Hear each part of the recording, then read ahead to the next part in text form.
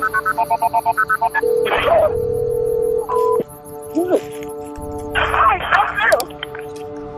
911, where's your emergency? Hello? Hello? Hello? I don't have nothing but gunshots.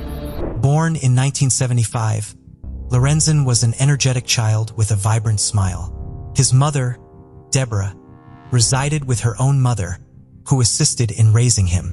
Despite his father Herb not living with them, he was deeply involved in his son's life. Lorenzen's dream of becoming a professional basketball player began early, and his family believed he had a natural talent for the sport. Saying this was helped further by how tall he was. His mother Deborah said he was such a long baby. She couldn't lie him down on her lap because his head would go off her knees. The minute Lorenzen started playing, he showed an instant flair for basketball, with people describing him as a force of nature on the court. His parents were just as passionate about helping him succeed and making his dreams a reality. Lorenzen split his time between his mother's home in Oxford and his father's home 80 miles away in Memphis. He started off playing for Lafayette High School in Mississippi before he moved to Memphis permanently and spent his senior year playing for Booker T. Washington High School.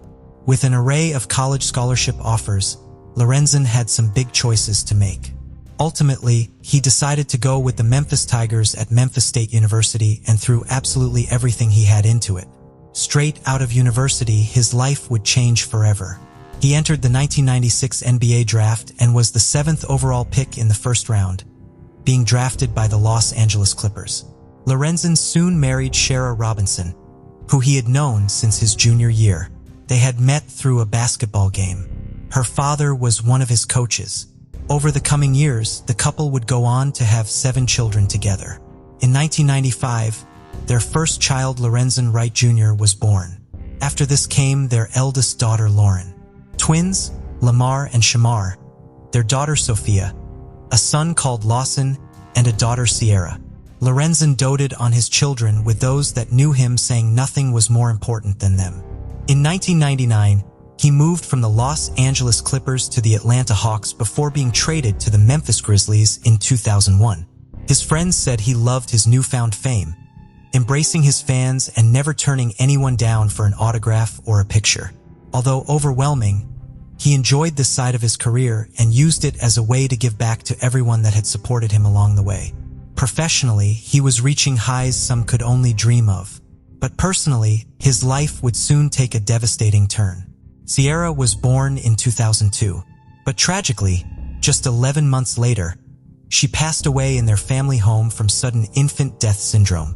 This fueled Lorenzen to found the Sierra Simone Wright Scholarship Fund, named after his baby girl.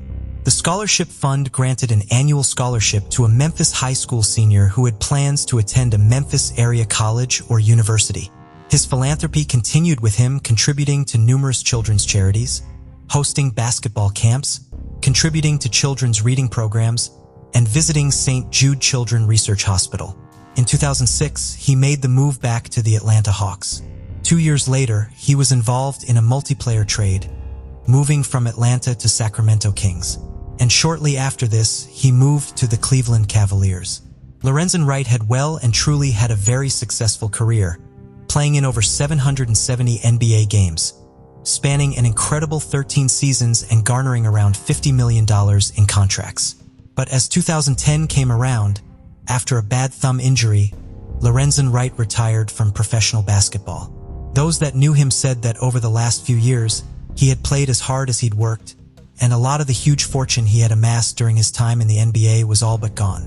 As well as buying lavish homes and new cars, a vast amount of money had been given to various family members, friends, and the community that loved him, with one of his friends saying he was a giver. He gave to anybody who put their hand out. He bought people cars and houses, helped them open businesses and enter colleges. His custom-built 17-room home in Tennessee was repossessed, as was his $1,100,000 home in Atlanta. He was also in arrears on his $26,000 a month alimony and child support obligations, and Shara claimed they often had creditors knocking at the door. After 13 years together, in January 2010, he and Shara divorced. Lorenzen moved to Atlanta, while his ex-wife and children remained in Memphis, Tennessee.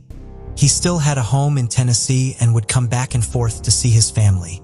Many sources state that he and Scherer still had an intimate relationship but remained separated.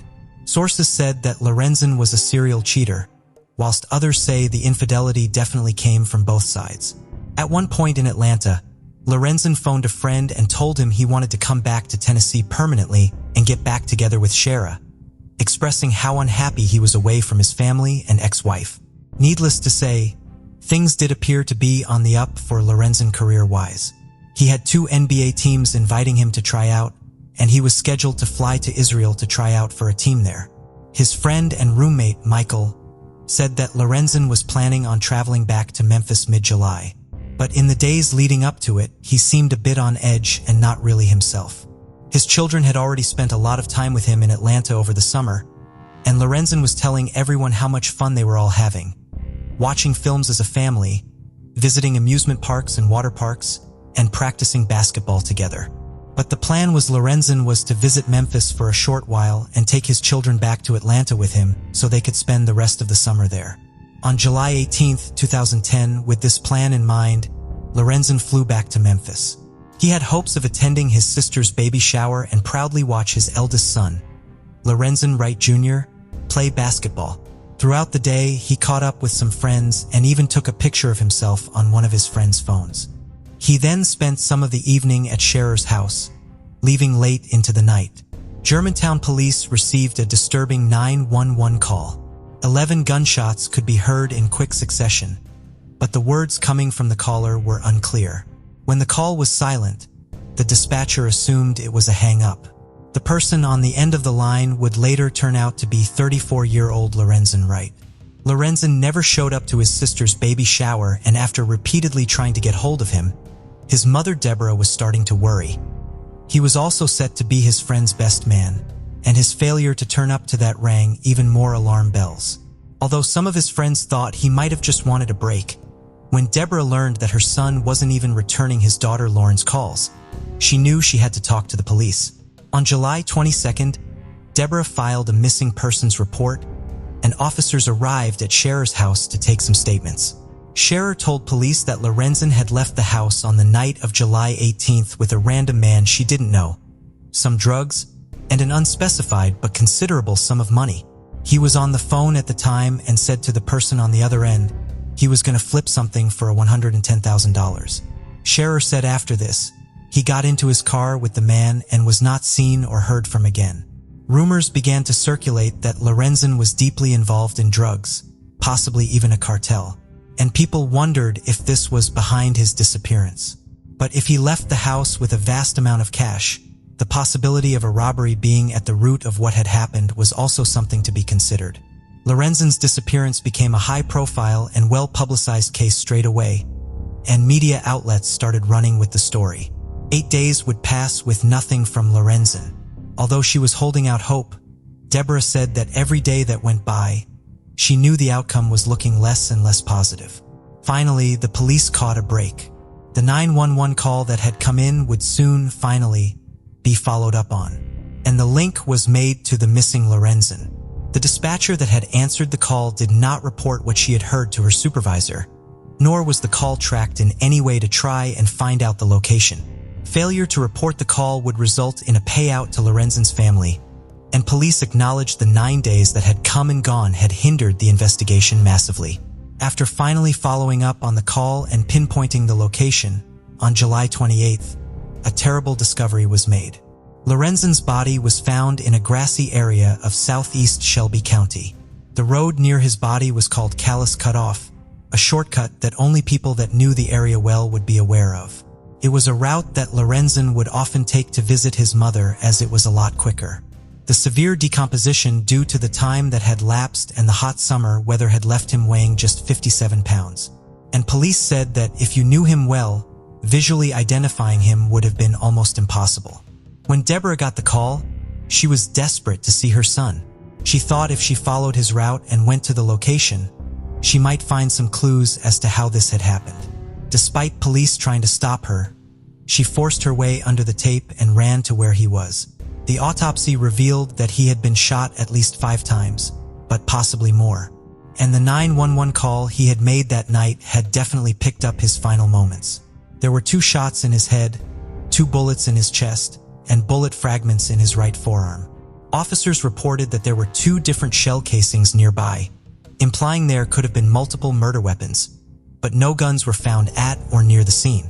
Despite this, it would be some time before police officially ruled it foul play. Fans, family, and friends gathered around the scene of the crime, including Lorenzen's former teammates, and tributes began pouring in. Investigators said the area Lorenzen was found in was so quiet, so remote, and so dark at night, no matter how many times he drove down that road, he must have felt something was wrong. Unless he was forced or lured out there or his car was followed.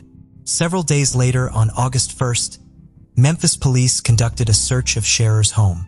They found burned pieces of metal and a burnt letter addressed to both Lorenzen and Scherer. But law enforcement did not confirm if this meant anything.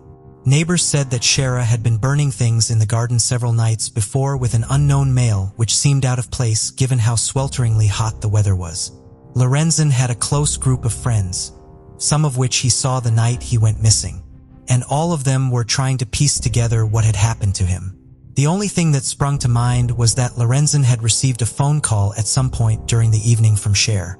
The call was described as unpleasant and very heated, with lots of shouting coming from Scherer's end. Lorenzen told his friend that he would go and see his ex-wife, hopefully calm her down, then call him later to meet back up. But Lorenzen would never make that call. A few days later, a public memorial service was held for him. 100 of fans, family members, and friends poured into the FedEx Forum in Memphis to show their love and pay their respects. Each one of Lorenzen and Scherer's children was wearing a different team hat to honor their father's 13-year NBA career. Memphis Grizzlies owner Michael Heisley said, "We should all leave this hall with the thought that we're going to do a little bit in Lorenzen's honor to make sure things like this don't happen again. That's the biggest service you could pay him." After this, things went very quiet. A year would pass with no arrests being made and no substantial movement being made either.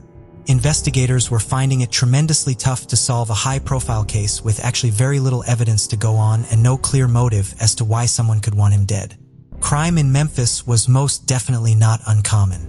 In 2001, 2005, and 2007, Memphis was ranked the second most dangerous city in the nation among cities with a population of over 500,000.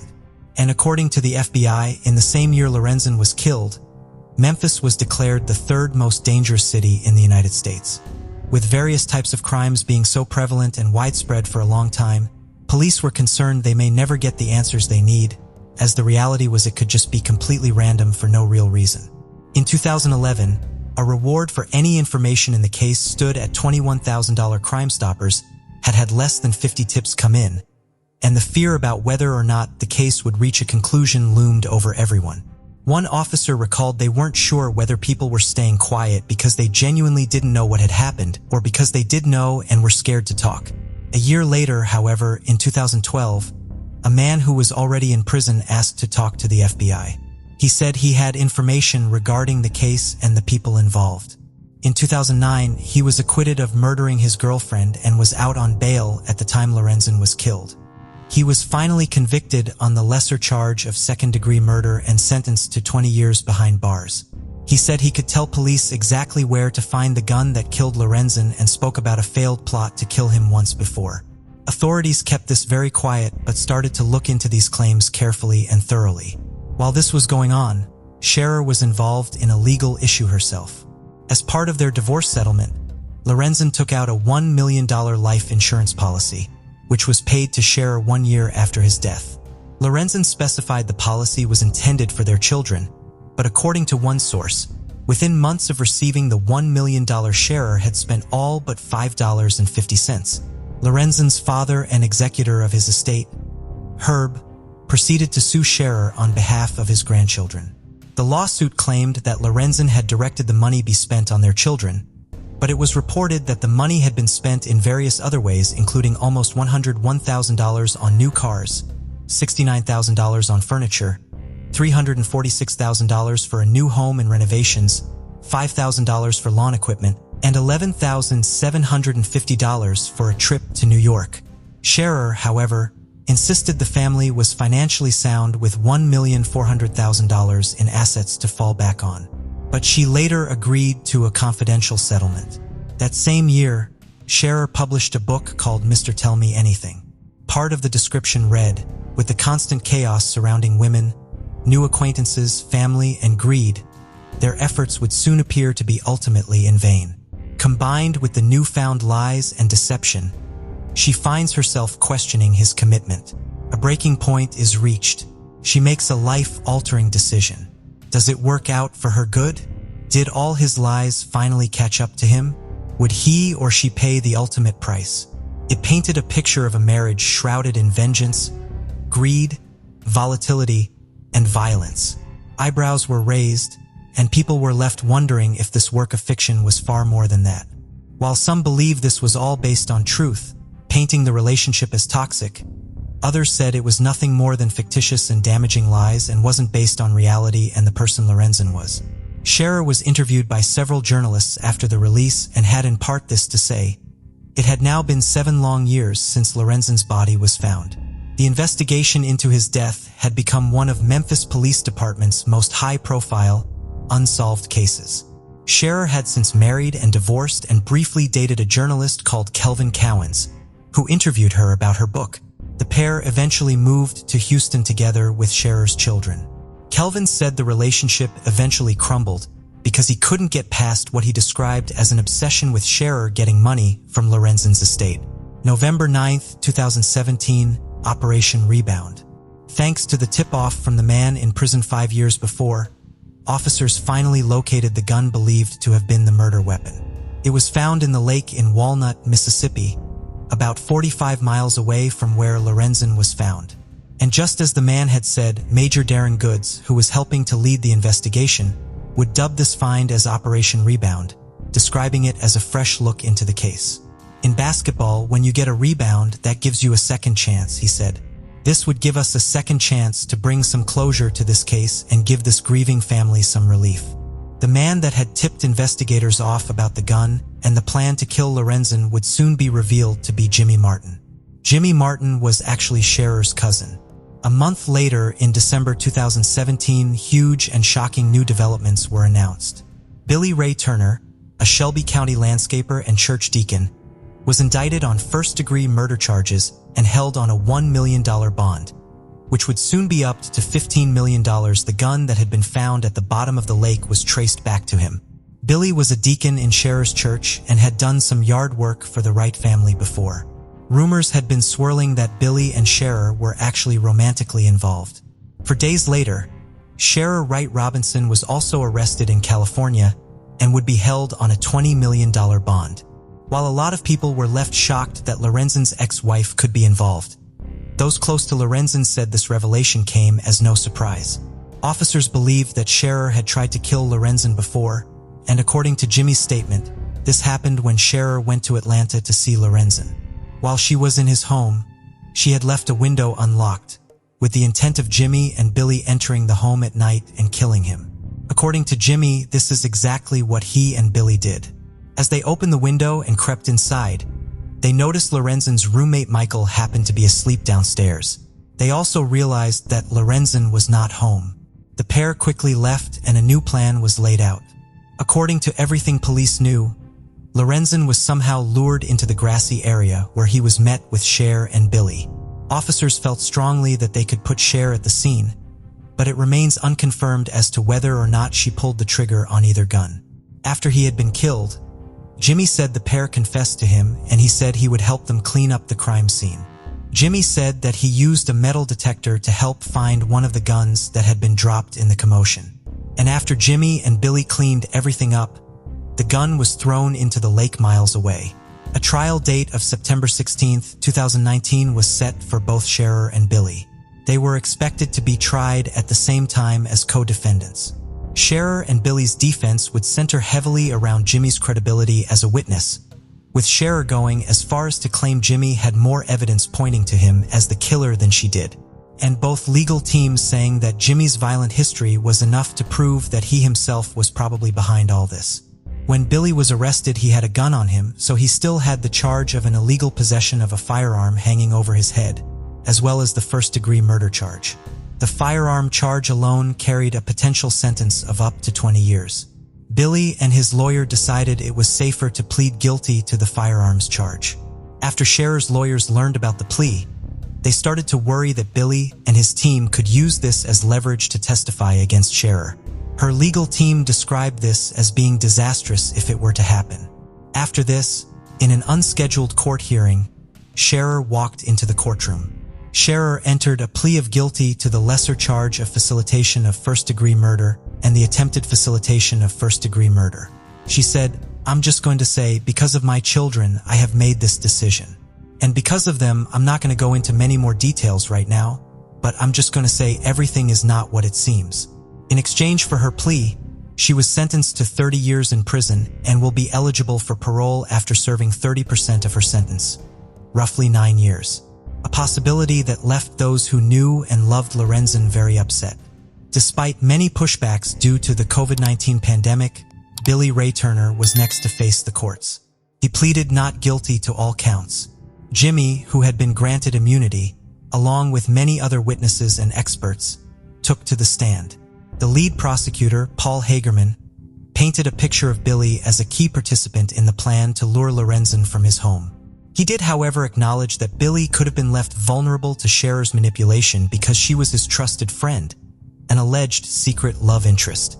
Flare-ups between the lawyers and the judge in the courtroom would also happen on occasion.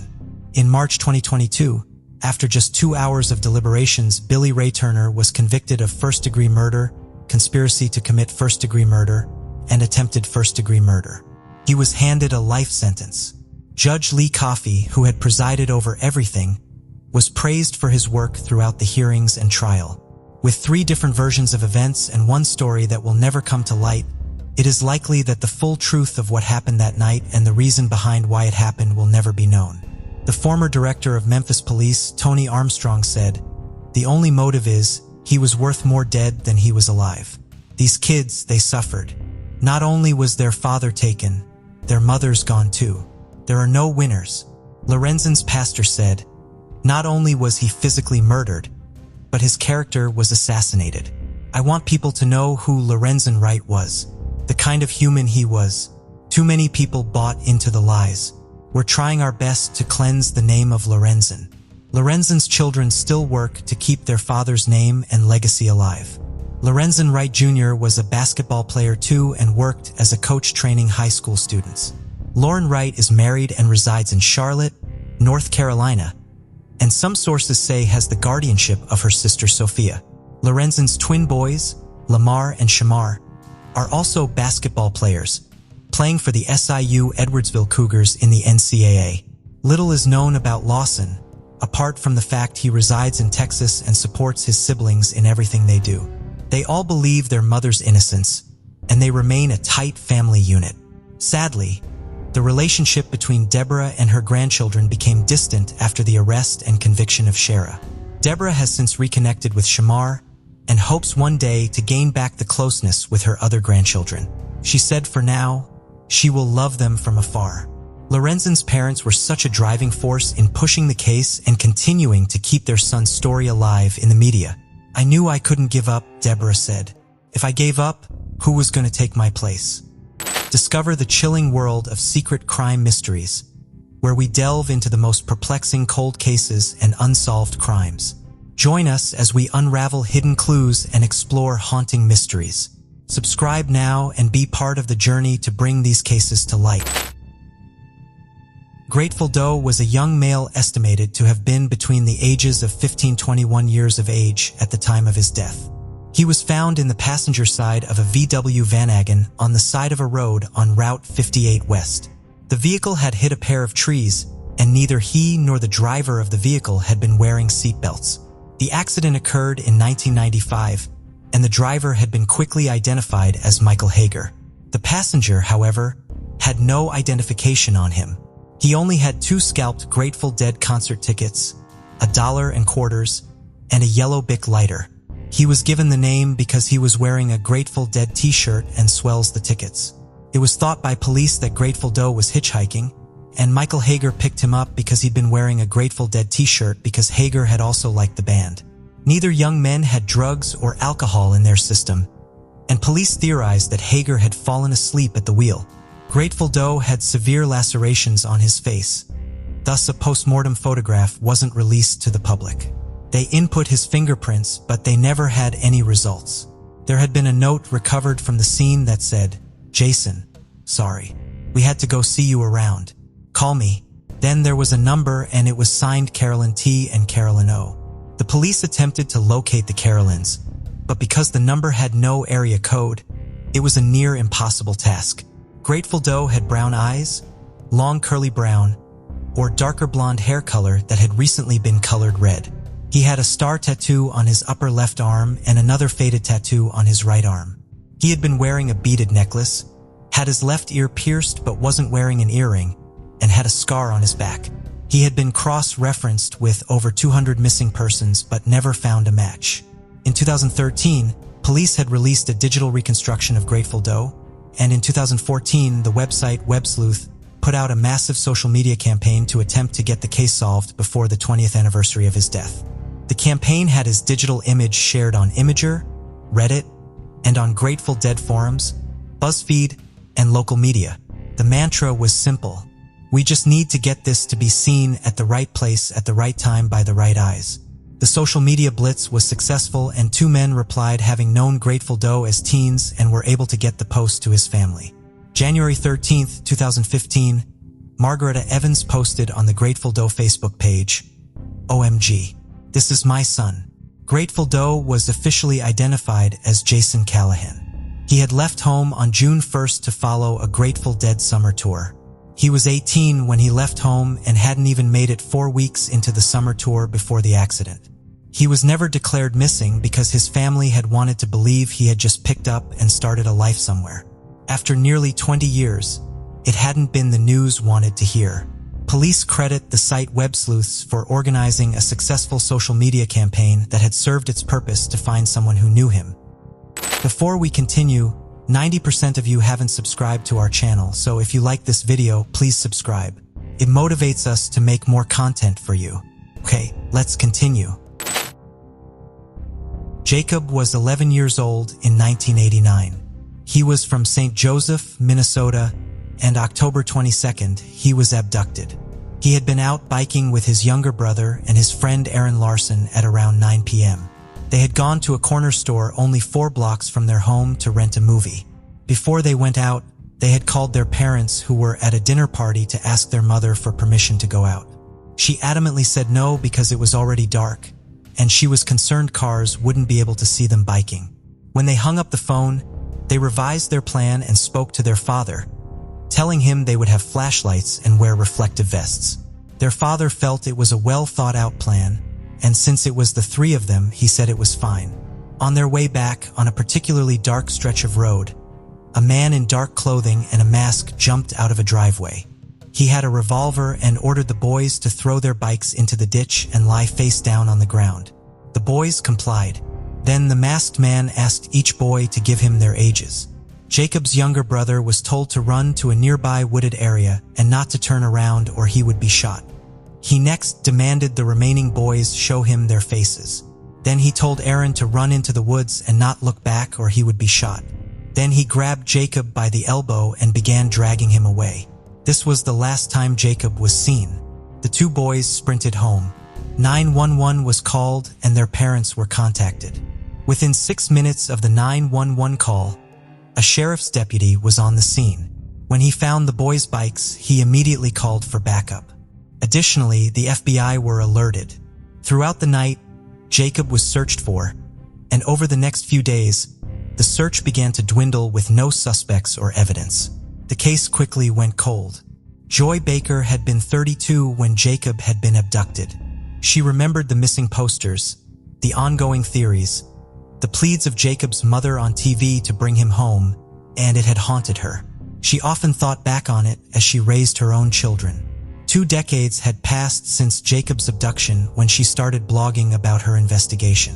She had heard of a man who had come forward with a story that was eerily similar to Jacob's abduction. Jared Sherrill had been 12 when he was walking home from a local cafe in Cold Spring, Minnesota, only 12 miles from St. Joseph's. A man in a car slowed down and asked him for directions. When Jared stopped walking to point, the man grabbed him and pulled him inside his vehicle. He was driven to a remote area and sexually assaulted. The man drove him back into town and asked him repeatedly if he recognized him. When Jared said no, he let him out of the vehicle and told him to run, and if he looked back, he would be shot. The traumatic incident had happened 9 months before Jared's abduction, and it made you think that maybe the man in the attacks was the same. Investigators on the case had told her they were unrelated and were convinced so. Baker pursued every lead available to her and then some. She reached out to Jared and the two began to piece evidence together, and they found more unsolved sexual assault involving young boys in the area. Each boy said the same thing about the man. He had told them to run or I'll blow your head off or something similar. Baker alerted the Stearns County Sheriff's Office, who had told them they had never heard of these assaults, but didn't believe they were connected to Jacob. Joy and Jared spent hours, hundreds of hours, searching for the other victims and getting their stories straight from the source. They relentlessly harassed the county sheriff's office. They did interviews with local media. They involved Jacob's mother. The story was featured on John Walsh's CNN TV show, The Hunt. This was the final media push that made the FBI take action and relaunch the investigation. DNA evidence that had been collected from Jared's sexual assault was retested in 2015, and it hit a match: Danny James Heinrich. Although the statute of limitations were up for his case, he couldn't be charged with Jared's assault, and a search led to the discovery of child pornography in Heinrich's home. Heinrich was offered a plea deal, and part of the deal was to reveal the location of Jacob's body. He accepted, and on September 1st, 2016, he led investigators to the burial site. On September 3rd, an announcement was made that Jacob's body had been found and identified. Unfortunately, the plea bargain meant that Heinrich would only be charged for the child pornography possession, and he would serve a maximum sentence of 20 years in a federal medical center in Massachusetts. Joy Baker and Jared Sherrill were the reason the FBI reopened the investigation. Jacob's mother publicly thanked the pair for their dedication to see this crime through to the end. Joy blogged the entire experience, and I will link her blog in the description box below. On September 16, 2001, a young man in his early 20s checked into a motel in the state of Washington. He was checked in under the name Lyle Stevick, which was an alias most likely derived from the book You Must Remember This, where the Stevick character contemplates suicide. His body was discovered by housekeeping the following day. He had hung himself in a closet with his belt. When he had checked in the previous day, he'd only paid for one night, and when he was discovered on a nightstand was $160 with a note that said for the room. Had no luggage with him, only a toothbrush and toothpaste were found in the room. He had no identification, no bank cards, no driver's license. He was 62, but only weighed 140 pounds. His clothing hung off him loosely, making police think that he had lost a lot of weight recently. Detectives asked around locally to see if anyone had seen or interacted with the young man, or if any of the bus drivers had dropped him off near the motel. No leads. No missing person report matching his description. His dental records and fingerprints were run through all FBI databases. No matches. The name Lyle Stevick wasn't in any records, from a phone book to data census records. The address he had given was a Best Western in the next town over, which according to them, he had never stayed at. Lyle Stevick's case, like so many others, had gone cold quickly. Although in his case, he had gone out of his way to make his identification challenging. His death had come right after 9/11, and it had been theorized that he may have been involved with the 9/11 terror attacks. He had become a somewhat popular subject on the website, Reddit, where people shared theories but also spent hours trying to find his identity. They had put together a fundraiser to have his DNA tested, and the DNA Doe Project stepped in to help. He was identified after 17 years. His family was notified, and they decided to keep his identity withheld for privacy. It was confirmed, however, he had been a runaway, estranged from his family and struggling with mental health issues. He had been from California and was 25 when he died. His family had never reported his missing due to the estrangement. Some people in the Reddit community, at its highest point, the subreddit had over 4,000 people strong, felt it was hard to move on after the mystery was over. They had committed so much time and emotional investment in Lol's investigation that it was hard to believe it was time to move on. A moderator for the subreddit thread was quoted as saying, "It was a group of individuals working towards something really amazing, and yes, it was all worth it." In the early morning hours on June 8, 1968, a young woman was found slumped over on a park bench in Griffith Park, Los Angeles, California. Initially thought to be sleeping, the petite woman with bleach blonde hair was discovered to have died of an apparent drug overdose. Authorities noted she seemed well put together. She had manicured nails, freshly colored and styled hair, and had very uniquely shaped eyebrows. She was wearing a red and white polka dot bikini with a light overcoat and sandals. She looked like she had just walked off the beach. She had no identification, and the only jewelry she was wearing was a plain gold wedding band with the inscription, CB to EJ 9420. Police have been certain that someone would be able to identify the young woman, but they were surprised when no one came to claim her. Police found she'd been staying at a nearby motel, and she had been using the name Cheryl Miller. They couldn't find anything connecting her to that name and gave her the identification number Jane Doe number 18. She remained unidentified for 48 years. In 2010, Carl Kopelman was sent her file from the Doe network. He was instantly drawn to her black and white postmortem photo. He said that she looked like Marilyn Monroe. Carl was a moderator website, Web Sleuths, and was the first to do a reconstruction of the Griffith Park Jane Doe. Once the image was generated, he had posted to his Facebook page. A former colleague and friend of Kopelman, Rita Ellen Hood, was on her lunch break, and while scrolling through Facebook, she saw Kopelman's post on the Jane Doe. He had included all identifiable information in the case, and Rita had become fixated on the ring with the inscription. She had noted that she had a similar inscription on her own wedding band. She went home that night and logged in to the popular genealogy site Ancestry.com and began poring over records trying to find a marriage license that matched the initials and the date. Once her family would go to bed, the mother of two would continue doing the obsessive search for 4 weeks until she found a Charles J. Bush who married a Edna Lydia J. in Detroit, Michigan on September 4, 1920. Finding this, she delved into Edna Bush's history. Edna had passed in 1932 of ill health when she was only 30 years old, but left behind 2 daughters. One of her daughters, Geraldine Bush, had married John Paul Manzo, and via Facebook, she found someone she'd hoped was their son. She messaged John Manzo Jr. on September 9th to ask him if he was related to Edna Bush and if Geraldine was his mother. 2 days later, Manzo confirmed that Edna had been his grandmother and his late mother was Geraldine Bush. Rita then asked if he knew who had been in possession of his grandmother's wedding band because a Jane Doe had turned up in California. He responded back with 2 words, "Call me." He and Rita were both nervous on the call, and he had said his sister had been missing since 1968. Rita shared all the information she had on the Jane Doe, and John was sure Jane Doe was his sister, Cheryl McMillan, had been 15 years older than John. She had been the result of their mother's first marriage. John had been from her third. He remembered her faintly, but fondly. He said that he had fond memories of Cheryl and their cousin taking him to the beach to meet boys. He remembered his big sister being doting and spoiled him. Cheryl had moved to Los Angeles after high school and had moved to California on a scholarship for UCLA. She had lost contact with her family at one point, and her mother had hired a private investigator. The investigator had found her, and she told him to tell them I'm fine. John had been told by relatives that his mother had filed a missing persons report, but when Rita Hood had contacted him, he looked into it, and police couldn't find any reports on his sister. He had also begun speaking with other relatives, and a cousin had given some details she had previously withheld. His cousin Ellen had been very close to Cheryl as they were close in age, and she had spoken to her right before her disappearance.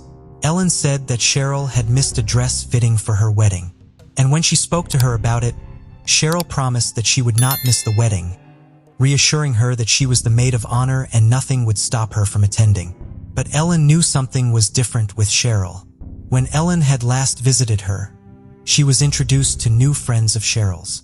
She had also been dating a new guy with the last name Miller that Ellen felt was bad news. Cheryl had confided in Ellen that she was being used as a drug mule to bring product from Mexico into California. Ellen had assumed that Cheryl's disappearance had been a result of her running drugs.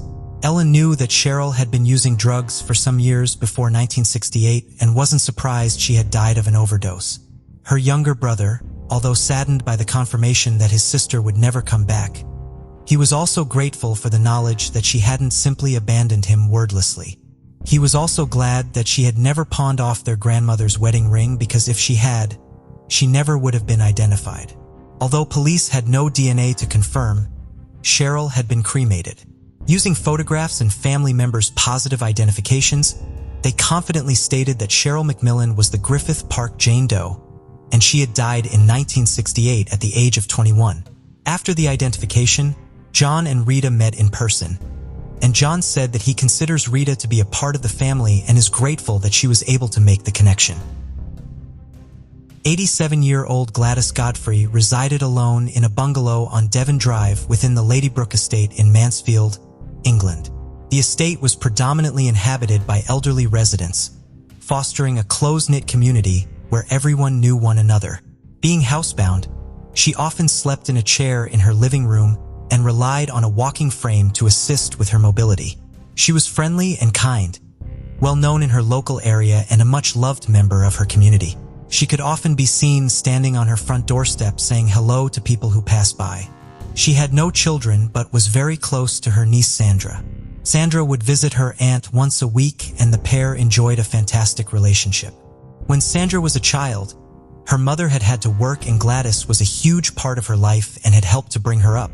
Sandra had said she was like a second mother to her. On April 28, 2001, Gladys' bungalow was broken into. At roughly 3:30 in the morning, Gladys was asleep in the living room. She was awoken by a knocking at the front door. After Gladys got up from her chair and opened the door, a man stood in front of her. He pushed her back in and forced his way into the property. She was sexually assaulted after he had knocked her over. She was frail, standing at 4'11" and around 6 stone, but she was able to hit the attacker with a bottle of lemonade. She scratched him and also pulled an earring from his ear before he took her bag and ran away. When the police arrived at the scene to take her statement, she was able to give them a description. The person who had attacked her was a slim, young, white man with dark hair. As she had scratched the offender during the struggle, samples were taken from underneath her fingernails, and these, coupled with the earring, were sent away to be analyzed. A partial DNA profile was found and compared against the National DNA Database. The National DNA Database, formed in 1995, holds DNA profiles and samples taken from police suspects and samples taken from crime scenes. When this partial DNA profile taken from under her nails was put through the database, it came back with no matches. Over the days that followed, her handbag and other items that had been stolen from her house were found. Her bag was discovered on Arundel Drive, and they were able to plot the other items on a map illustrating the direction the attacker had gone in. Paul Bacon was a solicitor and former president of the Nottingham Law Society. He said this demonstrated how caring the community was, as they had all worked hard to get Gladys' items back to her. He also said that based on the location of the stolen items, it was apparent that this was a local person who knew the area. But as time went by, the police were unable to identify the offender. On Saturday, September 7, 2002, Gladys had spent time at home whilst also seeing her best friend during the day. At 5:15 a.m. the following morning, the panic alarm was triggered, but the warden at her complex did not go to her bungalow. A few hours later, a neighbor went round to deliver a paper and found that Gladys' home appeared to have been ransacked. Police officers were called to the Ladybrook Estates at around 9:30 a.m. When officers entered the property, they found the body of Gladys Godfrey. It was apparent that she had been subjected to an appalling attack. A post-mortem revealed a catalog of more than 20 injuries. Clumps of her hair had been viciously pulled out. Her neck and skull had both been fractured. She had died from manual strangulation as well as head trauma.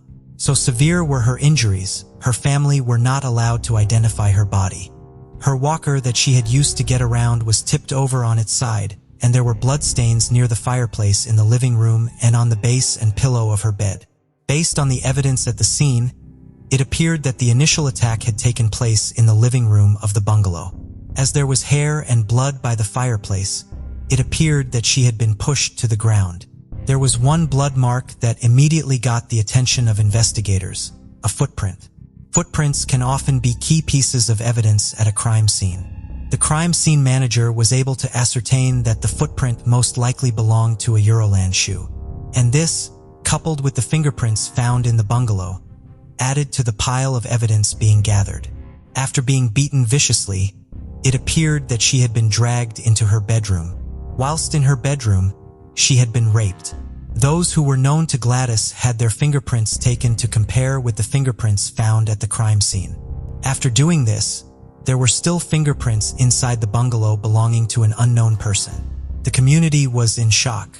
How could a frail pensioner, who was known and loved by many, have died in such an appalling way? Detective Chief Superintendent Phil Davies said there was no evidence of items being stolen, nor was there sign of a forced entry. He said, "What is clear is that prior to her death, she endured quite severe physical and sexual abuse. Any attack on an elderly person is obviously abhorrent, but this was a very severe attack." During a press conference, Detective Inspector Stuart Bailey said that they now believed the person who had committed the first attack in April of 2001 could also be responsible for her murder, Bradley said. Because of the similarity in the two offenses, which were both in the early hours of the morning and at a weekend, we believe there could be a connection. We are considering a link. We are not saying there is definitely a link, but there is a strong possibility that these offenses could be linked. Kevin Flint, the senior investigating officer for Nottinghamshire Police, said, "It was one of, if not the most horrendous case that we have ever investigated." The partial DNA profile from the attack on Gladys in April 2001 was compared to the full profile taken from the scene of the murder. This came back as a match.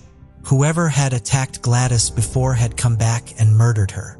The task before the officers was huge. They needed to speak with neighbors and people in the area to try and gain any knowledge that could help catch her killer. A detective constable who was knocking on doors, Phil Cumberpatch, said, "Every time you thought you were having a bad day, you thought of what happened to Gladys and cracked on." Although they had a DNA profile, this soon proved fruitless. Whoever had raped and murdered her had not been arrested before, and their profile was not on the National DNA database. Not only had this offender's crimes dangerously escalated and increased in brutality, but people had no way of knowing if he would attack again. 2 months after the murder of Gladys Godfrey, her niece Sandra spoke at a press conference and appealed for anyone with information to come forward and talk to the police. "Somebody must know something, and we just hope it will shake the memory to come forward for the slightest little thing that might be interesting. The whole family is devastated by it all." Detective Inspector Stuart Bradley said, "The DNA is absolutely vital in that it will be able to take us forward, and we will be able to eliminate people who are put forward to the incident room very, very quickly." Nearly 5 months after Gladys' murder, Crime Watch ran an appeal on her case to try and generate any new leads and as much publicity as possible. Sandra told the show she was poorly and she was very frail. "We did not expect her to carry on many more years. But for her to live the life she has led and then die in these circumstances, it was devastating to us all." The police kept in contact with Sandra to keep her up to date, but they still seemed no closer to closing the case. As they were still struggling to catch the killer, the police decided to change their strategy. As they had a DNA profile of the killer, they decided they would take DNA samples from all over Mansfield. It would be one of the largest elimination screenings in their history. It was voluntary, and more than 1,000 men gave samples over the following months, demonstrating how desperate the local community was to catch the killer. Unfortunately, after the mass screening was completed, the officers were back at square one. None were a match to the killer. In 2003, the Forensic Intelligence Bureau, known as the FIB, was established. Work was being carried out by scientists in Birmingham to conduct further research into familial DNA searching. Aiming to find families a DNA sample could be from, Nottingham Police Force volunteered to be one of the first to trial this new investigative tool. Francis Bates, the senior intelligence officer, led the work on familial DNA testing. The FIB worked in collaboration with the police and visited the area. They were able to produce a list of people that could have been related to the murderer. Richard Pynchon, the head of the FIB, said, "We established the first forensic intelligence bureau in the world, which primarily was concerned with looking at DNA from scenes of crime and analyzing that and trying to forward investigations when no other information was available. The FIB would run the sample from the crime scene through the familial DNA search engine. Doing this reorders the DNA found on the DNA database in order of similarity to the sample," Richard Pynchon said. Familial DNA is the same as an eyewitness. It narrows down a list of people for the police to talk to. Nearly a year had passed since Gladys had been attacked and murdered in her own home, and the police were still searching for whoever was responsible. More than 2,500 men had been compared to the DNA sample, and they still had not been able to find a match. Those in the local community were living in fear, terrified that the killer could strike again. The police had followed more than 8,000 lines of inquiry, but had still not caught the murderer. In response to the feelings of fear, more than 2,000 free security alarms were given to older people living on the estate, and more than 1,000 personal alarms were given out too. Alongside this, Nottinghamshire County Council also issued leaflets to vulnerable people in the area, according to a BBC report urging people to check the identity of everyone who calls at their door before they let them in. Don't let anyone in unless you know who they are, and if you are in any doubt, call the police. The police appealed once again to the public for help, with Gladys' niece saying, "I just hope somebody out there, if they know the slightest little thing, even if they think it is not important or irrelevant, then please come forward."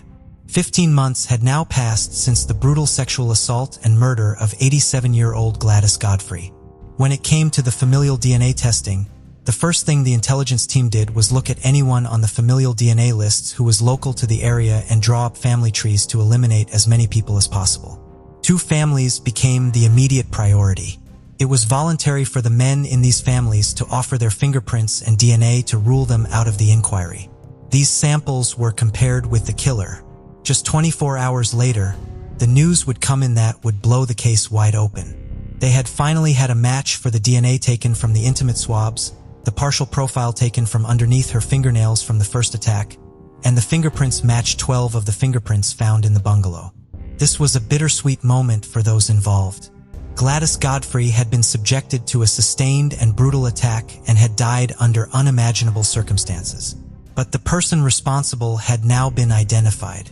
An arrest plan was drawn up, and their prime suspect was soon in custody, 22-year-old Jason Ward. He was arrested at work on the December 5th and was swiftly taken to the police station to be processed and interviewed. In spite of the plethora of forensic evidence, he denied that he had anything to do with the sexual assault and murder of Gladys Godfrey. A search of his home was conducted to help build the case against him. In the search, they found a Euroland shoe. Analysis showed that it matched the footprint found at the scene. Traces of blood were found on the shoe also. This came back as a match for Gladys Godfrey. As the evidence continued to mount, he admitted to being the person who had gone into her bungalow and carried out the sexual assault. Jason Ward was charged with sexual assault and murder. After he was charged, he finally confessed to everything. Jason Ward was remanded in custody. He was also charged with the attempted rape of Gladys in April 2001. He was given the date of May 28th when he would have to go to Nottingham Crown Court. Ward had worked as a machine operator and had lived on Bentonk Street, less than 2 miles away from Gladys Godfrey's home. His previous address had been a quarter of a mile away. Just before the mass DNA screening had started, Ward had moved to just outside of the priority screening perimeter. According to a BBC article, he lived with his mother and father and had few friends, choosing to spend much of his time alone. He had had substance and alcohol abuse issues and had received a fine for being drunk and disorderly. Someone who knew him in school told the BBC Ward was strange, weird, and easily led. Paul Bacon, who had worked on more than 50 murder cases, was appointed as Ward's defense.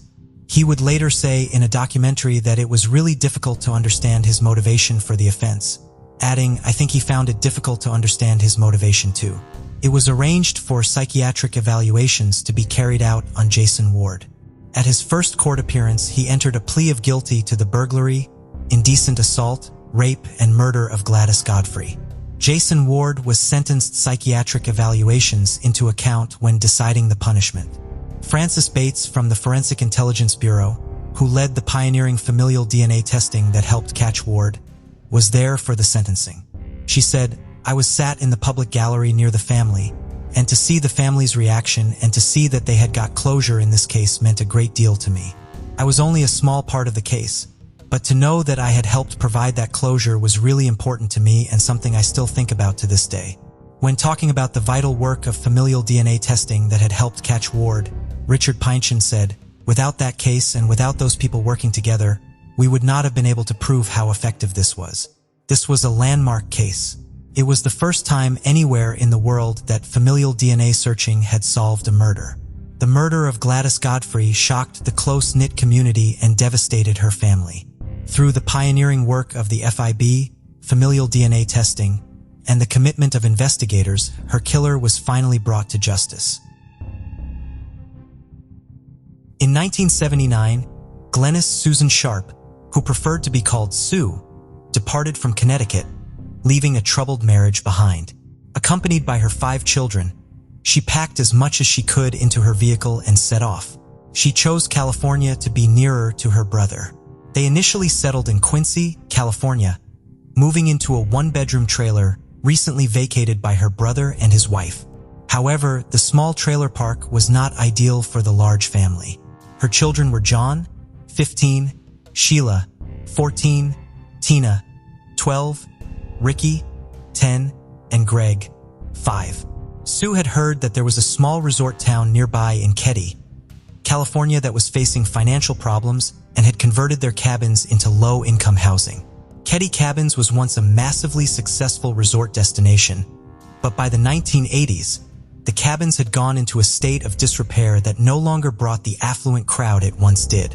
The family settled into cabin. It was run down, but it had more space for the kids, and there were lots of other families living on the grounds. The cabin had 3 bedrooms. Her oldest son Johnny took the unfinished basement. Her youngest boys Rick and Greg took a bedroom. Sue and Tina shared a room, and Sheila had a room. All the children had friends their own age to play with, and for a while it seemed like a happy place for the family.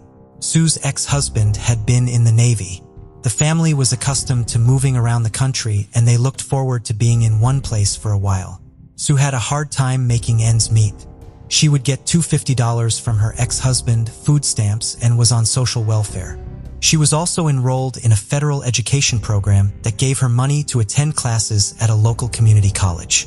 She was taking business classes, and her classmates said she was a good student. She worked hard, obtained good grades, although they had also said she was a loner. She didn't join in on coffee breaks and preferred studying alone rather than in a group setting. Sue faced a lot of stigmatism in the community. People didn't like that she was on welfare, and she seemed to date a lot of men. People gossiped, accusing her of dealing drugs or sleeping with men for money. A large reason for the gossip was because Sue kept to herself.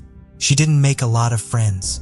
This was probably because she had spent most of her adult life moving and wasn't accustomed to establishing lasting relationships. She didn't seem to mind the isolation. She didn't really care what people have thought about her. She just looked forward to building her life into something else. She hoped to own a small business, buy a house suitable for the kids, and keep them safe. April 11th was like any other day. It was a Saturday. Johnny and his friend, Dana Wingate, had hitchhiked into nearby Quincy looking for a party. Sheila and Tina had been at a nearby cabin watching television, and Ricky and Greg had a friend over at home, Justin Eason. Justin Eason is often referred to as having the last name Smart. However, Martin Smart was his stepfather, and he didn't actually have the last name Smart. Justin had recently moved to Keddie. He had been living in Montana with his father, but had recently moved in with his mother and his stepfather, Marilyn and Martin Smart. All the kids were in and out of cabin 28 all day. This was normal for the families. With everyone living so close to one another, the younger boys were out riding bikes for most of the day, coming home only to eat quick dinner and then back out again. They played until it was dark before finally coming home for the night. Tina also returned to the house that evening, while Sheila had planned to stay overnight at the Seabolt's house. Johnny and Dana had also plans to return that evening, but when they returned remains unclear. Little Greg was the first to go to bed around 8:30, then Tina around 9:30. Ricky and Justin joined Sue to watch Love Boat, and then they too go to bed around 10 p.m. Sue remains on the couch watching TV, kind of dozing off, but not really ready to turn in. More than likely, she was waiting for Johnny and Dana to return before officially going to bed. Investigators noted that it was more or less a normal Saturday evening. People came and went out of Cadiz all evening, heading to and from the local bar called the Backdoor Bar. During the subsequent investigation, people did note a few odd things in the night, but it wasn't anything at the time that people had really put much thought to. A dog barking in the direction of cabin 28. Someone noticed that their cat paced in and out of the house all night when they normally slept. Another noted a back porch light on at 4 a.m. at cabin 28. But these aren't things one immediately associates with terrible happenings. They're seemingly random. It isn't until 8 a.m. the following morning when nothing is ever the same at Cadiz cabins. At 8 a.m., Sheila Sharp makes the familiar trek over to cabin 28. She had intended to quickly change into clothing suitable for church and go with the Seabolts. However, when she entered the home, what was found was beyond comprehension. She recognized her brother Johnny lying face up, covered in blood. There was another boy face down. They were tied at the feet. She saw a yellow blanket covering what she thought looked like another body, but she didn't know who. She ran out of the cabin screaming back to the Seabolds, who called the police. Sheila and James Seabold Jr. go to cabin 28 to find the rest of the family. Looking into the windows of the cabin, they see the youngest boys and Jason Eason sleeping. They wake them by tapping on the window and insist that they crawl through the window so they don't see the horrors in the living room. Justin is sent home to his parents and the boys wait with Sheila for police. James continued to look around for survivors since Sheila didn't know who was under the blanket, and the hope was to find Tina hiding. James noted that the back door of the cabin was left open. James eventually gave up, assuming there was no one else inside, rejoining the others outside. The crime scene wasn't contained. It was initially handled by the Plumas County Sheriff's Office. It was riddled with errors and oversights from the very beginning. Deputy Hank Clement was first to arrive. He confirmed all 3 bodies were deceased. Sergeant Jerry Shaver was next on the scene and began talking to a group of people outside and taking statements. At some point, Shaver and Clement walked through the house reviewing the scene. Sheriff Sylvester Doug Thomas and Assistant Sheriff Ken Shanks came next, and then Don Stoy joined them. The scene now had 5 men walk through it, 7 if you consider that James and Sheila had also entered the scene, none of whom knew how to preserve a crime scene. It wasn't until all 5 men had walked through that photographs of the scene were taken. Officers were doing house-by-house welfare checks and interviewing potential witnesses, and it wasn't for several hours that officers noticed Tina was unaccounted for. The FBI were called in to investigate Tina's disappearance, but the FBI was only involved for about 2 weeks before handing the case back to the Plumas County Sheriff's Office. The most perplexing thing about the homicide was the fact that the 3 young boys slept through the whole ordeal, the fact that the killers had just left them as potential witnesses. Ricky and Greg had no recollection, and the first thing they remembered was Sheila waking them. But Justin was reported to have told his mother that he had dreamed he had heard noises in the living room, and when he opened the bedroom door, he saw Sue talking to 2 men, Johnny and Dana, walking in the front door and began arguing with the men. A fight broke out. Tina came into the room and was quickly taken away by one of the men. It is important to note that Justin's testimonies changed at various points in his life, and the most detailed recount he gave was under hypnosis. His testimony also doesn't quite line up with the evidence, but it is strongly believed that he was a witness, and the trauma of the ordeal is why he doesn't have a strong, consistent memory. In the home, investigators found 2 bloody kitchen knives which had been used with such force that one was severely bent. They also found a hammer and a pellet gun. Each victim had been bound with medical tape and electrical cords taken from various appliances around the home and an extension cord. Sheila stated that they never had medical tape before, so it was believed that at least one of the suspects brought it with them. Investigators confirmed it was Sue who was under the yellow blanket. She had just been wearing a robe, but was otherwise naked. Her underwear had been stuffed into her mouth along with a ball of tape. The tape in the underwear was secured to her mouth with an extension cord. Sue had been beaten with a claw hammer and stabbed multiple times. Johnny had been beaten and stabbed, but his throat was slit. Dana Wingate, however, had been strangled and beaten with a different style instrument believed to be a hammer, but wasn't among the weapons recovered. Evidence collected by investigators were drops of blood on Tina's bed, a bloody footprint in the yard, knife marks on various walls throughout the home, and a bloody fingerprint on the inside of a door frame and a banister. It is strongly believed that at least 2 people would have been needed to control the chaos. The killers were also in no rush. The victims died of their wounds with the exception of Dana. There were lone pools of blood on the living room floor indicating the boys had been moved at some point and repositioned. The bottom of Sue's bare feet and one of the boys' shoes were covered in blood, suggesting that at one point they were mobile and had walked through blood. Detectives noted a lack of fingerprints and identifiable DNA left at the scene. This led the detectives to believe that suspects had worn gloves and were prepared. When the initial investigation took place, forensic evidence, it wasn't commonplace for DNA to be collected such as hair, skin cells, and other transferred DNA, so it wasn't collected at the scene. All blood at the scene was determined to belong to the victims. The hope at the time was that Tina was hiding in the woods. She was known to create forts and hideouts. However, her remains were found 3 years later, 100 miles from Kadee near Feather Falls. Along with the remains, they found a child's blanket, a blue nylon jacket, a pair of Levi's jeans with a missing back pocket, and an empty surgical tape dispenser.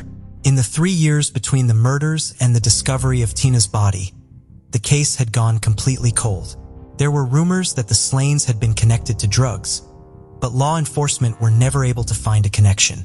No one could even definitively know the intended target for the slayings. Theories range from all the victims, but none of the victims had any real enemies or altercations. Police followed many theories, putting 4,000 man-hours working the case. Detectives even ruled out the serial killers, Henry Lee Lucas and Otis Toole, who were active in the area at the time of the killings. Kadee and the rest of the Plumas County were never the same after April 11th. It changed the community. People were haunted. Many believed that someone among them had or knew who had committed the attacks. People began locking their doors at night. There were strong beliefs in the community that the Plumas County Sheriff's Office had quietly tucked the case away. Leads weren't followed, evidence wasn't checked, and some evidence was ignored completely. The Plumas County Sheriff's Department had interviewed everyone in the Keddy cabins, as well as anyone else who knew the victims. Among those interviewed was the stepfather of Jason Eason, Martin Smart. According to Smart, on the night of the murder, he and his friend John Bobo Baudet and his wife Marilyn had stopped in at Cabin 28 to invite Sue to the bar with them. Sue declined and they went to the bar. At the bar, Smart had complained to the manager about the music being played. They left shortly afterwards and headed back to the Smart cabin. Walking by Cabin 28, Marilyn went to bed around 11 p.m., and the men went back to the bar to have more drinks. He said that he and Bo had returned home around midnight. Smart also volunteered the information to investigators that he was missing a hammer. Since police at the time hadn't released the information that a hammer was missing from the crime scene, this put Martin at the top of the suspect list. Martin had met Bobade a few weeks before April 11th while in a veterans hospital where Martin was receiving treatments for PTSD from serving in Vietnam. The Smarts moved Bobade into their home until he was able to get on his feet. Bobade allegedly didn't think highly of Johnny Sharp, calling him a punk. Bobade told people in Keddy that he had been a cop previously, and Martin was friendly with most of the officers. Someone in the sheriff's department had allegedly tipped off Martin and Bobade that they were suspects, and both men quickly found work outside of California.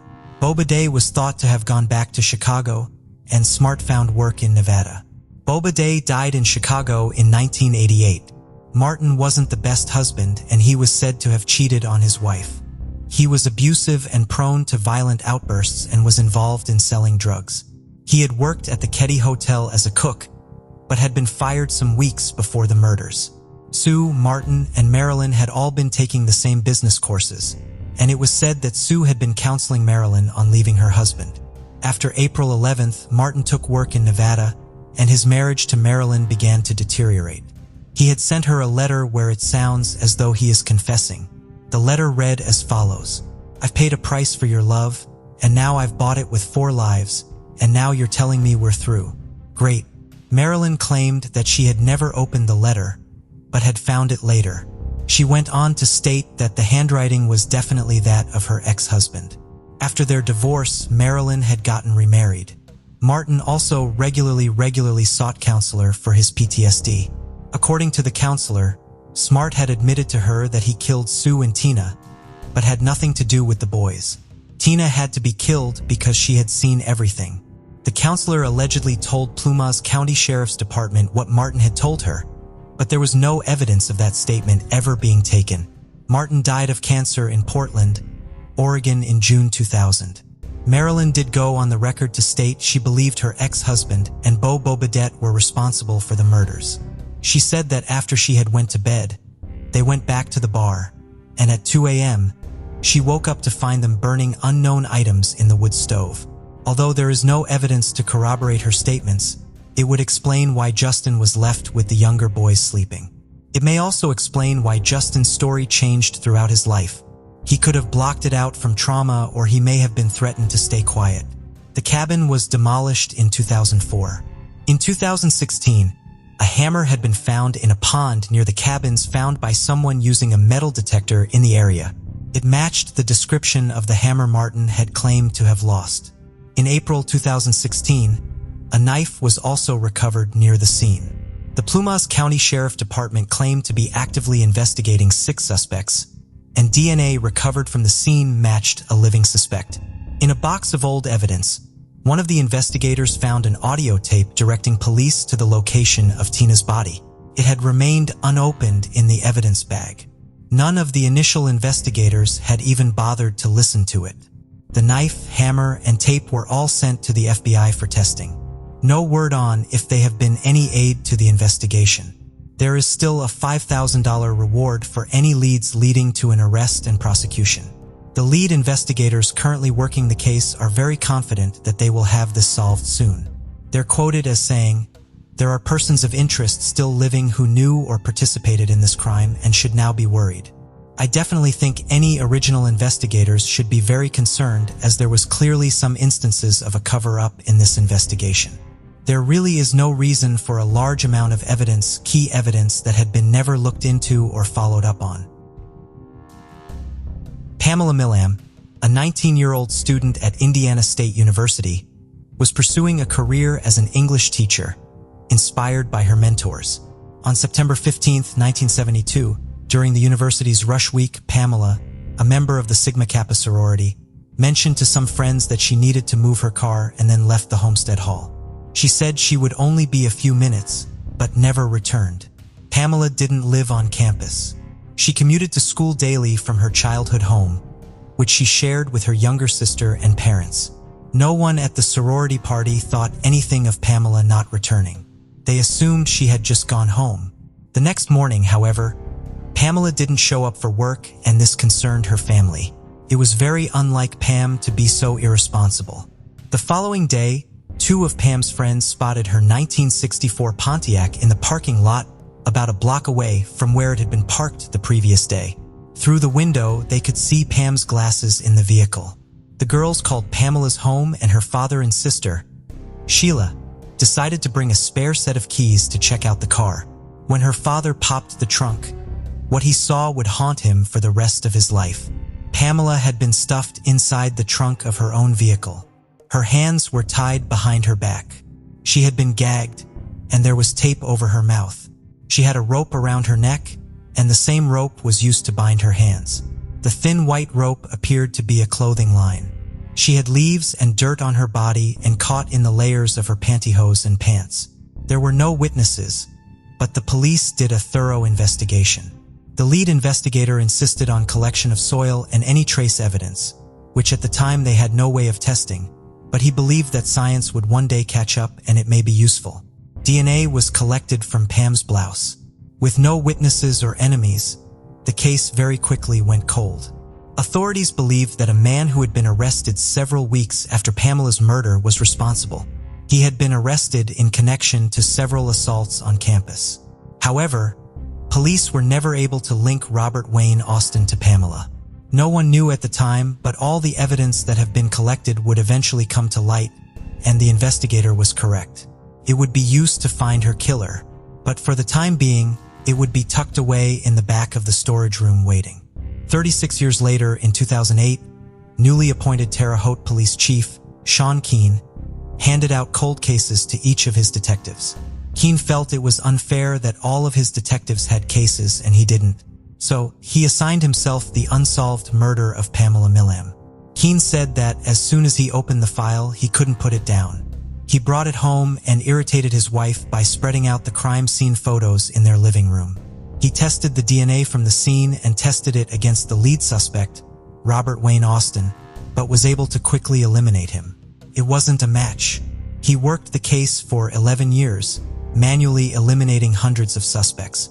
In 2018, Keane made a decision that would either make the case or keep it cold forever. He sent the last usable sample of DNA to Parabon Nanolabs. We've talked about this before in other videos. This is the Virginia-based lab known for using DNA from companies like 23andMe and Ancestry.com to reverse engineer family trees. This company was most notable in identifying the Golden State Killer, John D. Miller, who murdered April Marie Tinsley and William Talbot, who was arrested in connection to the murder of Jay Cook and Tanya Von Kuhlenberg. If you haven't watched those videos, I will link them in the description box. Parabon was able to connect the DNA to a distant female cousin. From there, they mapped out additional family members and could begin narrowing a suspect down from the family tree. Based on the results, Keane conducted interviews and narrowed it down to a single suspect, Jeffrey Hand.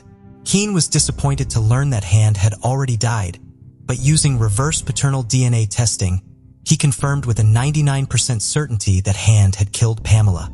Who was Jeffrey Hand, you might ask? Jeffrey Hand had been 23 at the time of Pamela's murder. Hand didn't live in Terre Haute, but he had lived there in some years past. In 1972, Hand had been working for a Chicago-based record company, delivering records to stores throughout Illinois and Indiana. He was around the age of university goers. He was familiar with the area, and this is what may have contributed to how he escaped unnoticed. He was young, had light hair, he had soft, boyish features. He didn't look dangerous. He wouldn't have looked out of place in a university. In 1973, less than a year after Pamela's murder, Hand had picked up two hitchhikers, Jeffrey Thomas and his new wife. The couple were heading back from visiting friends in Chicago. Hand had picked them up just south of Terre Haute, and on the drive, he told the couple he needed to stop at his sister's house to see about getting some money. Hand pulled over and drew a pistol, and he demanded money from the couple. When they showed him they didn't have any money, which may have explained why they were hitchhiking, Han forced them into a grain bin and told them he was holding them for ransom. After waiting for a bit, Han took Thomas out his wife's sight. They were gone for a while, and while they were gone, she was able to escape the bin and run to a nearby home for help. When police arrived, they were able to easily arrest Hand. Hand also led them to Thomas's lifeless body that had been discarded in a weedy area. Thomas's autopsy revealed that he had been killed by a gunshot wound to the head, but had also been stabbed in the chest 8 times and had his throat slit. His hands had also been tied behind his back, much like Pamela's had been. Hand never served time for the slaying of Thomas. At his trial, he was found not guilty by reason of insanity for both the murder and the kidnapping charges. Although he wasn't found guilty, he was, however, committed to a state reformatory for 2 years. Han's last and final encounter with the law was in January of 1978. In a mall parking lot, an off-duty officer was in the right place at the right time. He witnessed a man attempting to abduct a woman. He yelled out, at which point Hand ran. The deputy called for backup and pursued. Hand shot at the officer, injuring him. The gunfire was returned and Hand was wounded fatally as he ran away. Hand died as a result of his injuries in 1978. He was 29 at the time of his death. Pamela's family were relieved to hear Hand had not lived a full life. However, it was bittersweet knowing that he would never face justice for the years he stole from them. They were grateful that he had been stopped before any more young women could be harmed. I personally hope this is the last we hear of Jeffrey Hand and that his life of crime was short. Although, given that he had already established a pattern and preference, we may discover more crimes in the future that link to Jeffrey Hand. Once again, we are seeing a rising trend of cold cases being solved by new technologies. And I'd like to point out a commendable effort from officers like Sean Keane, who stuck by the cold case no matter how long it took to get it solved, but also the officers at the beginning of the case. The ones who, even though they didn't know what exactly could be useful in the future, they still went ahead. They gathered a lot of evidence. And without their foresight, this case would have never gotten solved. A big thank you to all those involved. Linda Evans was 7 years old when her mother vanished from Surrey, British Columbia, Canada, in 1961. One day, she simply disappeared, leaving Linda and her younger brother with their father, Marvin Johnson. Their father disposed of all of their mother's possessions, leaving Linda with only a few photographs and scattered memories.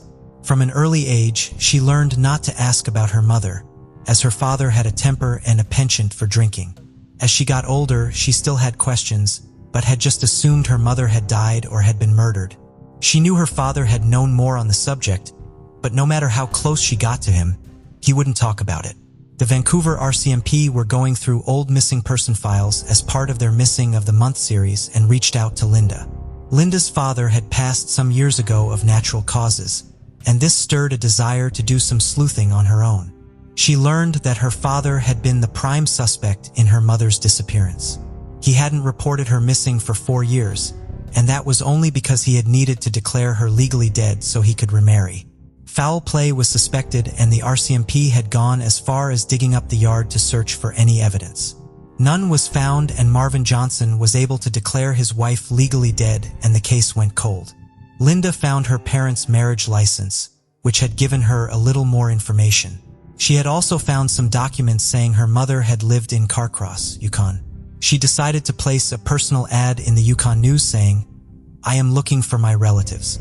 My grandparents' names are Margaret and Andrew Carvel, and my mother's name is Lucy and Carvel.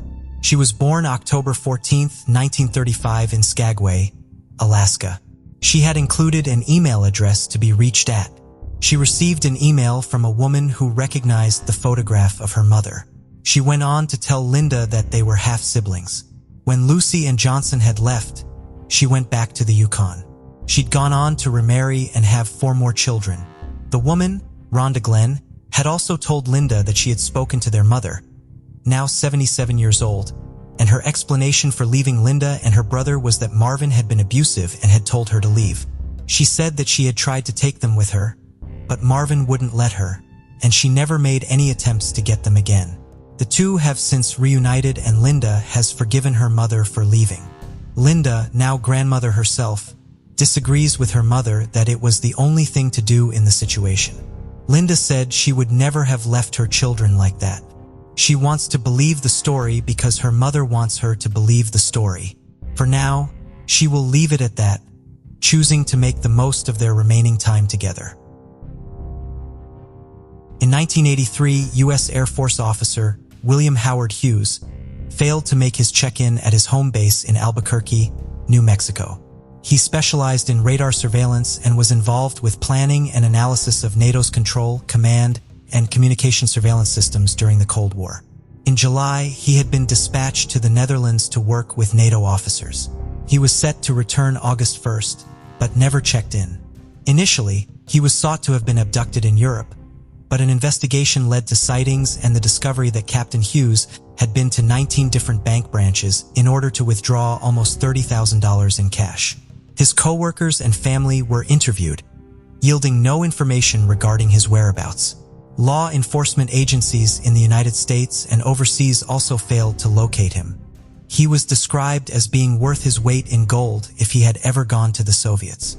In 1985-1986, several French and American rocket ships had failed to launch properly and subsequently exploded, including the Challenger space shuttle. It was reported that intelligence officers believed that the rockets had been sabotaged with the help of Hughes. His sister had told news outlets in '84 that the family thought he had been captured. The U.S. government listed him as a defector, although they weren't sure. They said the classification was mostly for administrative purposes. In June 2018, California, a crackdown of fraudulent passports brought them to a man who had worked for the University of California for decades. His name was Barry Tim O'Byrne. Unable to explain some deficiencies in his passport, he admitted to his true name, William Howard Hughes. He had explained that during the Cold War, he had become very depressed and had up and left for California. Once he has been labeled a defector, he was scared of the repercussions. In the years since, he had been working as a number cruncher working in the health benefit department for the University of California. He had married and was living a quiet life. Friends and neighbors were shocked to find out that Tim had been a military defector. They described him as quiet, kept to himself, but had a good sense of humor and was a good friend. William Howard Hughes was arrested without incident at his home in California. He is currently awaiting trial. In 1998, Natasha Ryan was 14 years old. She had been having a tumultuous year. Her parents were having an ugly divorce, and she was experiencing bullying at school. At 14, the teen had already been experimenting with drugs and alcohol, had self-harmed, and frequently skipped school. She didn't want to be at home, and she couldn't be at school. Her boyfriend, Scott Black, was nearly a decade her senior at 22, supported her in running away. She had been found 48 hours later and brought back home. Scott had pleaded guilty to willful obstruction of a police investigation, fined, and everyone seemed to move on. On August 31st, 1998, Ryan's mother recounted it was a day like any other day. She dropped off Natasha at her school. Natasha had leaned over, gave her a kiss and said, "I love you." And then Natasha got out of the car and she went to work. Natasha never made it into the building that day. She had arranged for her boyfriend to pick her up a short walk away from the school. It would be 5 years before anyone would truly know what had happened to Natasha Ryan. Initially, it was assumed Natasha had run away again. However, her disappearance had come about at the same time a number of young women and children had been abducted. In 1999, Leonard John Fraser had confessed to 5 murders. The victims he confessed to having killed included Natasha Ryan. The confession was believed to have been part of an agreement with police to have him out of general population in prison. At the time of the confession, he was already serving a life sentence for the murder of 9-year-old Kira Steinhardt. A witness had even come forward saying that they had seen Ryan talking to Fraser, which had bolstered the confession. In 2001, Ryan's family held a memorial service for Natasha on what would have been her 17th birth following the confession. An extensive search had been undertaken to find Natasha, allegedly costing the Australian taxpayers $400,000.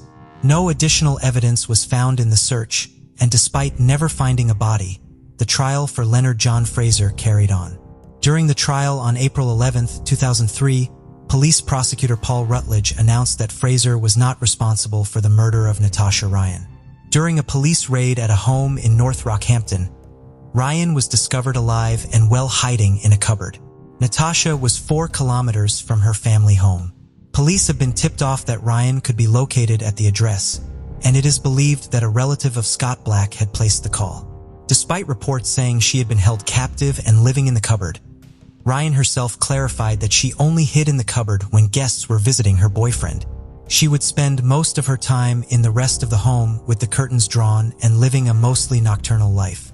By the end of April, Natasha attended her own murder trial, testifying she had never met Fraser or the witness. Fraser was found guilty of 3 of the 5 confessed crimes and was sentenced to 3 indefinite life sentences.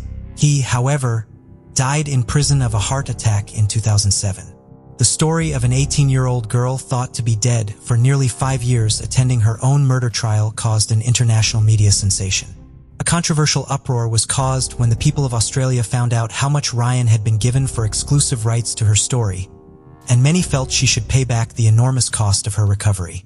Ryan claimed she had no idea such an extensive search had been undertaken.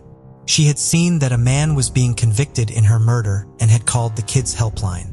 When asked why she hid from her family, she said that she'd just been angry, and she felt that she couldn't go home because she thought she would be jailed or Scott would be jailed.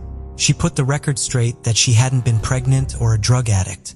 Scott wasn't holding her against her will, and it was she who would ask Scott to hide her and protect her for all the years. She described it as a childish decision that had gotten out of hand, and she didn't know how to fix it. Her boyfriend was sentenced to a 3-year jail sentence and fined a total of $19,000. However, he only served 12 months. Natasha was fined $1,000 for causing a false police investigation. Ryan reunited with her family, her 2 siblings, and her parents. She expressed her regrets for putting her family through so much pain. Following Scott's release from prison, the two got married in a small ceremony. They now have 3 children, and Ryan began studying to become a nurse. The family has said that they have forgiven Natasha and Scott, but they had to earn their trust back, and they would never forget. Gabriel's case is unusual because the state where he committed his crimes does not have the death penalty. However, since his crimes occurred on federal land, federal law allowed for the death penalty to be applied. Before diving into his trial, it's important to revisit how he ended up in the court system. On August 7, 1996, 18-year-old Rachel Timmerman was invited to a card game by family friend Wayne Davis and classmate Mikey Gabriel. Wayne and Mikey came to pick up Timmerman. In the vehicle with them was also Mikey's uncle, Martin Gabriel. On the way to the card game, Martin forced everyone but Rachel out of the vehicle and he drove off with her. According to Timmerman, he hadn't driven long and pulled over near a field. He then attempted to rape her, and when she fought back, he severely beat her. He raped her 3 times and dumped her out of the vehicle. Rachel was picked up by a passerby and was able to press charges. Gabriel was arrested and charged later that day. In the months following the assault, Rachel tried to get her life back together. She had an 18-month-old daughter, she had started a new job, and things were starting to get back into a routine. Her family expressed that she was never the same after. She had once been a bubbly, trusting girl. Now she was constantly paranoid that she was being followed. Rachel was terrified to testify against Gabriel, but she had the support of her family, and Wayne Davis was also testifying. In the months leading up to the sentencing hearing, Gabriel would threaten her multiple times. She had reoccurring nightmares that he would kill her. She called police to report Gabriel's threats 3 times in order to leave a paper trail. 2 days before the hearing, Rachel's parents noted how happy she seemed in light of the upcoming hearing. On June 3rd, she said she had a date. She said the man wanted to meet her daughter, so she would be bringing her with her, and she told her parents she would be home in a few hours, but she never came back. The following morning, Rachel's father found a letter allegedly written by Rachel saying she was taking her daughter Shannon on a vacation. This concerned her father because the hearing was so close and she was just about to start her new job. The following day was the hearing, and because Rachel didn't appear in court, the authorities had to drop the charges against Gabriel. After the hearing, the prosecutor in the case also received a letter, allegedly from Rachel. And in the letter, she said that Gabriel had refused to have intercourse with her, and she had made up the rape allegation because she had been rejected. The prosecutor didn't believe Rachel willingly wrote this letter, if she had written it at all, and believed Rachel was in danger. A 3rd letter was received by Rachel's father saying that she and Shannon were fine, and she would call as soon as she could. That call never came and the letter stopped. On July 5th, 1 month after Rachel had taken her daughter on a date, the body of a young woman was found in Oxford Lake. The body was identified as Rachel Timmerman. Experts estimated she had been in the water for about a month and likely killed on the night she was last seen alive. She had been wrapped in chains. The chains were padlocked to cinder blocks, and she had duct tape over her mouth and eyes. Her autopsy revealed she had water in her lungs, meaning that she had been alive when she was thrown into the lake and died of drowning. Her toddler was not found in the lake and her body was never recovered. But it is believed Shannon was killed that night as well. Handwriting experts determined that the letters had been written by Rachel, but it was theorized that she had been forced to write them on June 3rd and then mailed by the killer. The primary suspect was obviously Martin Gabriel. He had fled the area before he could be arrested. And when authorities went to Gabriel's property, they found cinder blocks that had the same paint stains as the ones used to weigh Rachel down. They also found keys on the property that opened the padlocks on the chains. Martin's nephew also led police to a camping spot frequented by Gabriel. There, police found bolt cutters, duct tape, a woman's hair clip, and the tops of a baby bottle. In the course of the investigation, police noted several other people who had been involved in the rape case were now missing. Wayne Davis, who had also been set to testify against Gabriel, was missing, and he was last seen 2 days after Gabriel had been released from jail. The man that Rachel was supposed to meet on that date was determined to be John Weeks. He had been the man who had picked up Rachel and Shannon. He had been a friend of Gabriel, and Weeks' girlfriend told police she had caught him talking on the phone with a woman named Rachel. When she had confronted him about it, he had assured her he wasn't cheating, and he was talking to this Rachel girl as a favor for a man named Lance. When police showed her a picture of Gabriel, she confirmed that she had met him, but he had been introduced to her as Lance. Weeks' girlfriend had reported him missing near the end of June. The local authorities passed off the ever-growing investigation onto the FBI, who would have more resources to find Gabriel. The FBI had found Gabriel was using identity of a mentally disabled man from Kent County named Robert Allen. Although no one had seen Robert for a while, his social security checks were still being cashed. The FBI staked at the post office in Sherman, New York, and arrested Gabriel in October 1997. The bodies of Shannon, John Weeks, and Robert Allen were never found. They are presumed to be dead. Wayne Davis's body was discovered in 2002 in Twinwood Lake, a different body of water but located in the same national park that Rachel had been found in. Gabriel was tried in 2002 for the murder of Rachel Timmerman. His trial had been a bit of a circus, with Gabriel at one point firing his counsel and motioning for a mistrial, accusing the judge of sleeping with and impregnating 13 to 14-year-old girls. The jury was quick to come back with a guilty verdict, and he was sentenced to death. He has appealed several times, but still remains on death row in a federal prison in Terre Haute, Indiana. Lisa Montgomery made international headlines when she was found holding the newborn baby that had been cut out of her mother and had died in a vicious murder. Due to the fact that she had crossed state lines with the baby, she was charged with the death penalty for murder and kidnapping. She had left her victim, Bobby Jo Stinnett, to bleed out on her living room floor. Lisa had allegedly been abused by her parents as a child. She was allegedly sexually abused by her stepfather for many years as a young teen. She said that when her mother found out about the abuse, she threatened to kill her and kicked her out of the house at 14. Lisa was a heavy alcoholic and married at 18.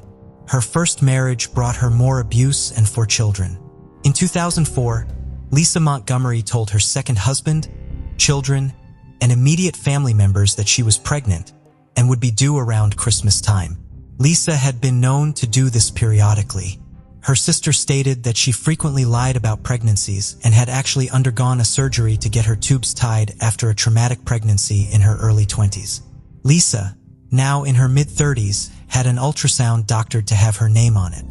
Her current marriage was her second, and she had no children with her second husband. She never told her husband she couldn't have any more children. Her family believes she told the lies because she liked the attention that came with them. Lisa and her husband, Kevin, bred rat terriers for a living. Lisa was using a fake name in an online forum for rat terrier enthusiasts called Ratter Chatter. Under the name Darlene Fisher, she posted that she wanted to purchase a puppy. A man in the chat room, Jason Dawson, connected Fisher to a friend of his and fellow rat terrier breeder named Bobby Jo Stinnett. In the online forum, it was well known that Bobby was pregnant and due soon. He had connected Fisher to Stinnett because he knew that one of her dogs had just had a litter of puppies and had actually suggested a particular puppy that had red fur on December 15th. He passed on Bobby Jo's email address and phone number. At 23, Bobby Jo Stinnett had her whole life ahead of her. She was newly married and 8 months pregnant and ran a successful dog breeding business with her husband. Her and her husband, Jeff Stinnett, were passionate about rat terriers and had actually met Lisa Montgomery and her husband, Kevin, at several dog shows. On the morning of December 16th, Bobby was home alone. She was waiting to meet a woman interested in one of her puppies. She had only communicated with this woman via email, but she felt safe inviting the woman into her home. The woman named Darlene was also pregnant, and they were due around the same time. When there was a knock at the door, Bobby allowed the woman calling herself Darlene into her home. She made her tea and they briefly chatted for a bit. When Bobby turned around to go to the kitchen, Darlene pulled a neon pink rope from her baggy sweater and wrapped it around her neck. When Bobby passed out and fell to the ground, Lisa Montgomery cut open her abdomen. At some point during the incision, Bobby regained consciousness. She had blood on the bottoms of her feet, so much blood that it had pooled up and over her toes. Lisa moved behind her head using the rope she pulled while Bobby was laying on the ground until Bobby Joe once again lost consciousness. Approximately an hour after the attack, Bobby Joe's mother, Becky Harper, came by the house. She discovered Bobby Joe on the floor, called 911, and told the operator that it looked like her stomach had exploded. First responders tried to revive Bobby Joe, but their efforts were unsuccessful. She had lost too much blood. It was immediately known that the baby was no longer in the house, and it was noted that Bobby Joe's umbilical cord had been cut. An Amber Alert was issued that day to enlist the public's help. Kevin Montgomery detailed what had happened later that day. He had told the court he had heard that day, but didn't connect that to the baby his wife had come home with. He told the court his wife had told him she'd been out shopping in Topeka on December 16, 2004, when she had gone into labor and delivered the baby at the Birth and Growth Center in Topeka. He said he had been led to believe it was his first child and he was excited. They spent most of December 17th showing off the baby at a cafe, a bank, his parents' home. They had named the baby Abigail. Police knocked on their door in the evening of December 17th. Police had used computer forensics to track down Lisa Montgomery. Lisa had been searching for weeks on how to perform C-sections, where to cut, how to remove a baby, and cut the umbilical cord. They were also able to match her vehicle to a vehicle seen in the area near the crime scene, and there was little doubt that she had committed the crime. The baby was healthy despite her violent entrance into the world. She was reunited with her father, where she was named Victoria Jo Stinnett. Police did do a DNA check just to validate that the child was with her rightful parent. In her trial, the prosecutors argued that Montgomery's ex-husband knew she was lying about her pregnancy, and she feared he would expose her. At around that time, he had sought custody of 2 of their 4 children, and she was convinced he would use this lie against her in court. Her defense argued she had suffered a miscarriage and had taken the baby in a mental breakdown. But given her level of preparedness, the jury didn't buy this defense. The jury convicted Montgomery on kidnapping resulting in death, and 4 days, they handed down a death sentence. She is still awaiting execution in Fort Worth, Texas, where she is the only woman in the facility awaiting a death penalty. In Aurora, Colorado in 1993, 5 employees were shot at a Chuck E. Cheese restaurant, died as a result of their injuries. The perpetrator was 19-year-old Nathan Dunlap. 5 months prior to the shooting, he had been fired at that location for arguing with his manager about his schedule and vowed to get even. Nathan Dunlap was raised in Chicago, Illinois, Memphis, Tennessee, and Michigan before settling in Colorado. He was raised by his biological mother, stepfather.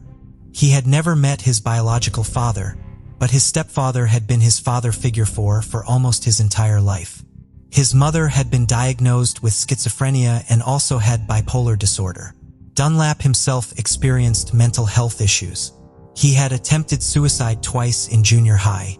He was evaluated and showed signs of hypomania, but no follow-up treatments or formal diagnosis were taken. When he was 15, he had committed several robberies and had been incarcerated in a juvenile detention center. But there, he experienced several erratic episodes that forced his transfer to a psychiatric hospital. When he was released, he began selling drugs and was arrested 5 more times on misdemeanor offenses. He began working for the Chuck E. Cheese restaurant in 1993, but was fired after having an argument with his manager over scheduled hours. 5 months after his firing, he returned to the Chuck E. Cheese restaurant right before closing time. Around 9 p.m., he ordered a ham and cheese sandwich and played an arcade game. When no one was looking, he hid inside a washroom until the restaurant closed. Around 10:05, he reemerged with a .5 caliber semi-automatic pistol. He went through the restaurant starting at the salad bar. He shot and killed 19-year-old Sylvia Crowell. He then killed 19-year-old Ben Grant, who was vacuuming. He then moved on to Colleen O'Connor, who was a 17-year-old student. He shot her execution style, In the kitchen, Bobby Stevens was doing dishes when he was shot in the jaw. Stevens survived by dropping to the ground and playing dead. Dunlap's last victim had been his manager, Marge Kohlberg. He had forced her to open the safe, and once the safe was opened, he shot her as well. Kohlberg hadn't initially been fatally wounded, and Dunlap noticed her moving. So he shot her again, this time fatally. When Dunlap ran from the restaurant, Stevens was able to go out the back door of the restaurant and run for help. Dunlap's first victim was still breathing and was rushed to the hospital, but was later declared brain dead.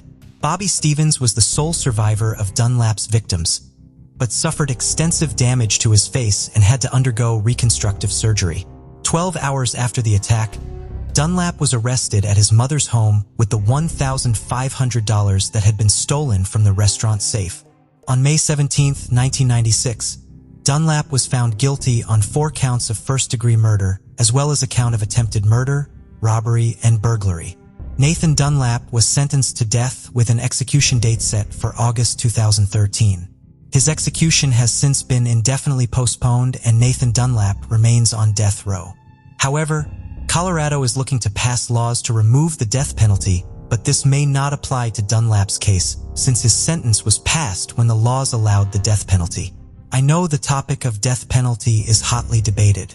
Let me know what you guys think about it, and if you guys want to include where you're from and if your country has the death penalty, I think that would be really interesting. Here in Canada, we don't have the death penalty anymore, but for some people, like in serial killer Robert Pickton's case, I have a video on him. I will link it. I think we should have it in certain scenarios.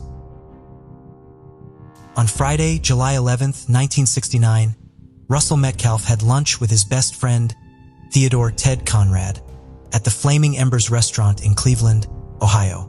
Russell and Ted enjoyed the restaurant's burgers, and it was conveniently located near the banks where they both worked. The lunch was typical, and the two men planned to play golf the next afternoon. However, Ted did not appear for golf the following day, and Russell never saw him again. After their lunch, Ted returned to work at the Society National Bank headquarters on Cleveland's public square with a large paper bag in hand.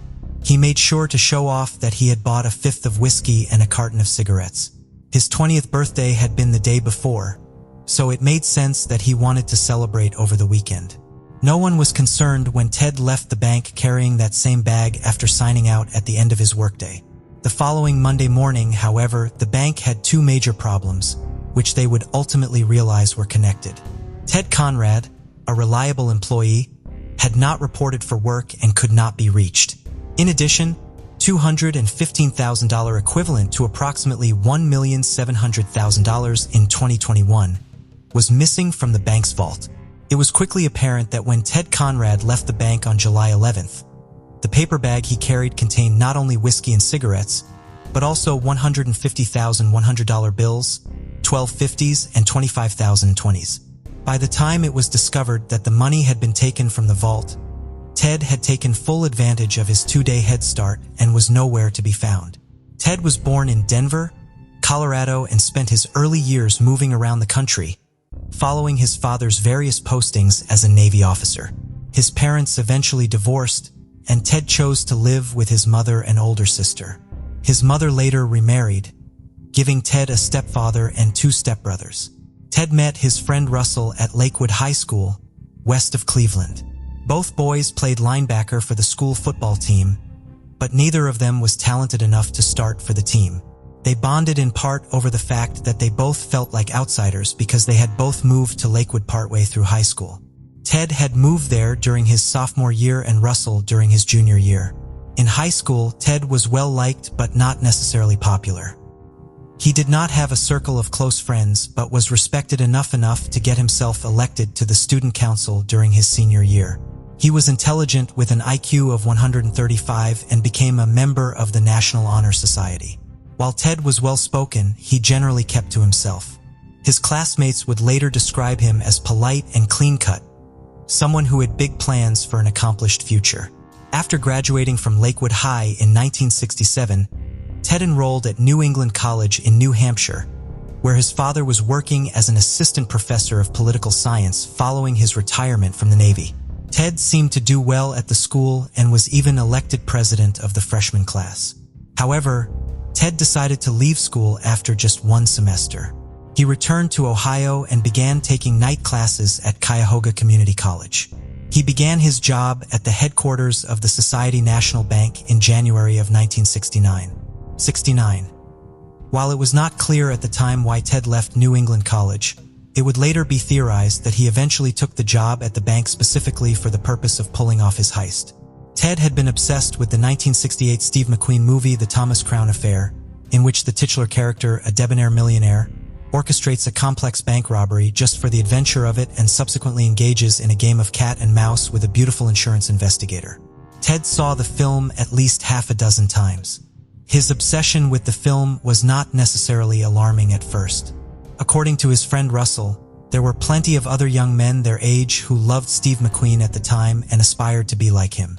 Seeing McQueen dressed in three-piece suits and outsmarting the authorities made the character of Thomas Crown seem like someone with an enviable lifestyle. While his manners and intelligence meant that Ted could have arguably been described as a gentleman even at his young age, Ted appears to have begun focusing on the more materialistic idea of what one should be. He convinced his grandmother to lend him money so he could buy a bright red sports car, which he drove while wearing leather driving gloves. He began trying to appear more debonair, showing off his fluency in French, skill at billiards, and love of expensive gin. His fixation with the film may have inspired him to steal from his employer. While he tried to emulate Thomas Crown's high-end lifestyle in the small ways he could, it appears that, like millionaire Thomas Crown, Ted essentially wanted to commit a major theft just for fun and to show off how clever he was rather than for financial gain. Ted had started shoplifting just to prove that he could do so successfully. Ted had called Russell on the evening he stole the money, but Russell was not at home at the time, so Ted was only able to speak to Russell's mother. Russell believes that had he been home that night, his friend would not have had to flee. I still believe had he been able to speak to me or someone else and showed us the money, he would have just put it back on Monday morning, for it was less about the money than proving he could do it, Russell would later say. As it was, Ted never got to tell Russell about the theft. Russell learned about the theft after the bank discovered it on Monday morning. Responding FBI agents called Russell, ordering him to come in to the bank where he was employed to tell them everything he knew about his friend. Prior to the theft, Ted had begun telling friends, including some who worked at the bank with him, how easily he could steal from the vault because of the lax security at the bank. Society National Bank did not even fingerprint its employees. He claimed that all he needed to do was find a way to be left in the vault alone. He said he would commit the crime on a Friday because doing so would give him the entire weekend to get out of town before anyone even realized that the money was missing. Ted reportedly called a friend on July 11th to say the day had finally come for him to take the money, but the friend did not believe that Ted was actually going to commit the crime. Ted had decided to go through with the theft on that day in particular because circumstances had aligned to make it possible for him to do so. While Ted had only been employed at the bank for just over 6 months, he was a stellar employee his coworkers believed would rise through the ranks at the bank very quickly. He worked in the bank's vault, packaging and delivering cash to other branches of the bank, a position which the bank only allowed its most trusted employees to fill. On the day of the theft, Ted's supervisor was out of work recovering from surgery. It was against bank policy for any employee to be left alone in the vault, but Ted was essentially left unsupervised that day, meaning he had the opportunity to be alone in the vault. Since Ted was considered to be such an upstanding young man and trustworthy employee, no one at the bag was particularly concerned when he walked into the vault with the large paper bag after his lunch break. Ted was seen by his landlady at 7:26 p.m. outside of his apartment on Clifton Boulevard. He waved to her as he was getting into a cab, which took him to Cleveland Hopkins International Airport. There, he used a payphone to call his girlfriend Kathleen and tell her that he was going to Erie, Pennsylvania for the weekend to attend a concert. Ted's relationship with Kathleen would allow law enforcement to track Ted's initial movements around the country after he fled with the cash. She received a letter from Ted on July 17th that had been postmarked at Washington's National Airport and another on July 22nd postmarked in Inglewood, California, near Los Angeles International Airport. Authorities were also able to record a phone call Ted made to her. In the letters to his girlfriend, Ted admitted to stealing the money and ultimately expressed some remorse over his crime. In one of the letters, He indicated that he believed he could return to Ohio and his loved ones after 7 years when the statute of limitations had expired. However, as smart as he was and as clever as he believed himself to be, Ted had misinterpreted the law. Authorities had to charge him within 7 years, and since he was so quickly identified as the perpetrator of the theft, he was indicted within weeks. The clock had stopped on the statute of limitations as soon as he had been indicted for his crimes, meaning he could be arrested no matter how much time passed. On September 12, 1969, Ted Conrad was indicted by a federal grand jury on charges of embezzlement and falsifying bank records. A warrant for his arrest was subsequently issued. He faced up to 10 years imprisonment for each of the charges against him. The FBI and the U.S. Marshal Service initially quarreled over jurisdiction in the case, which was one of the largest bank thefts in Cleveland's history. Ultimately, both agencies investigated the case. Authorities followed up on leads across the continental United States, as well as in Hawaii after a couple from Cleveland vacationing there in October of 1969 saw a man they believed resembled Ted. Ted's best friend Russell believed Ted had used the money to go abroad, perhaps to sail around the world. Russell was contacted by investigators periodically as the decades passed. They believed Russell to be the person from his life prior to the theft Ted was most likely to contact. Russell never heard from him.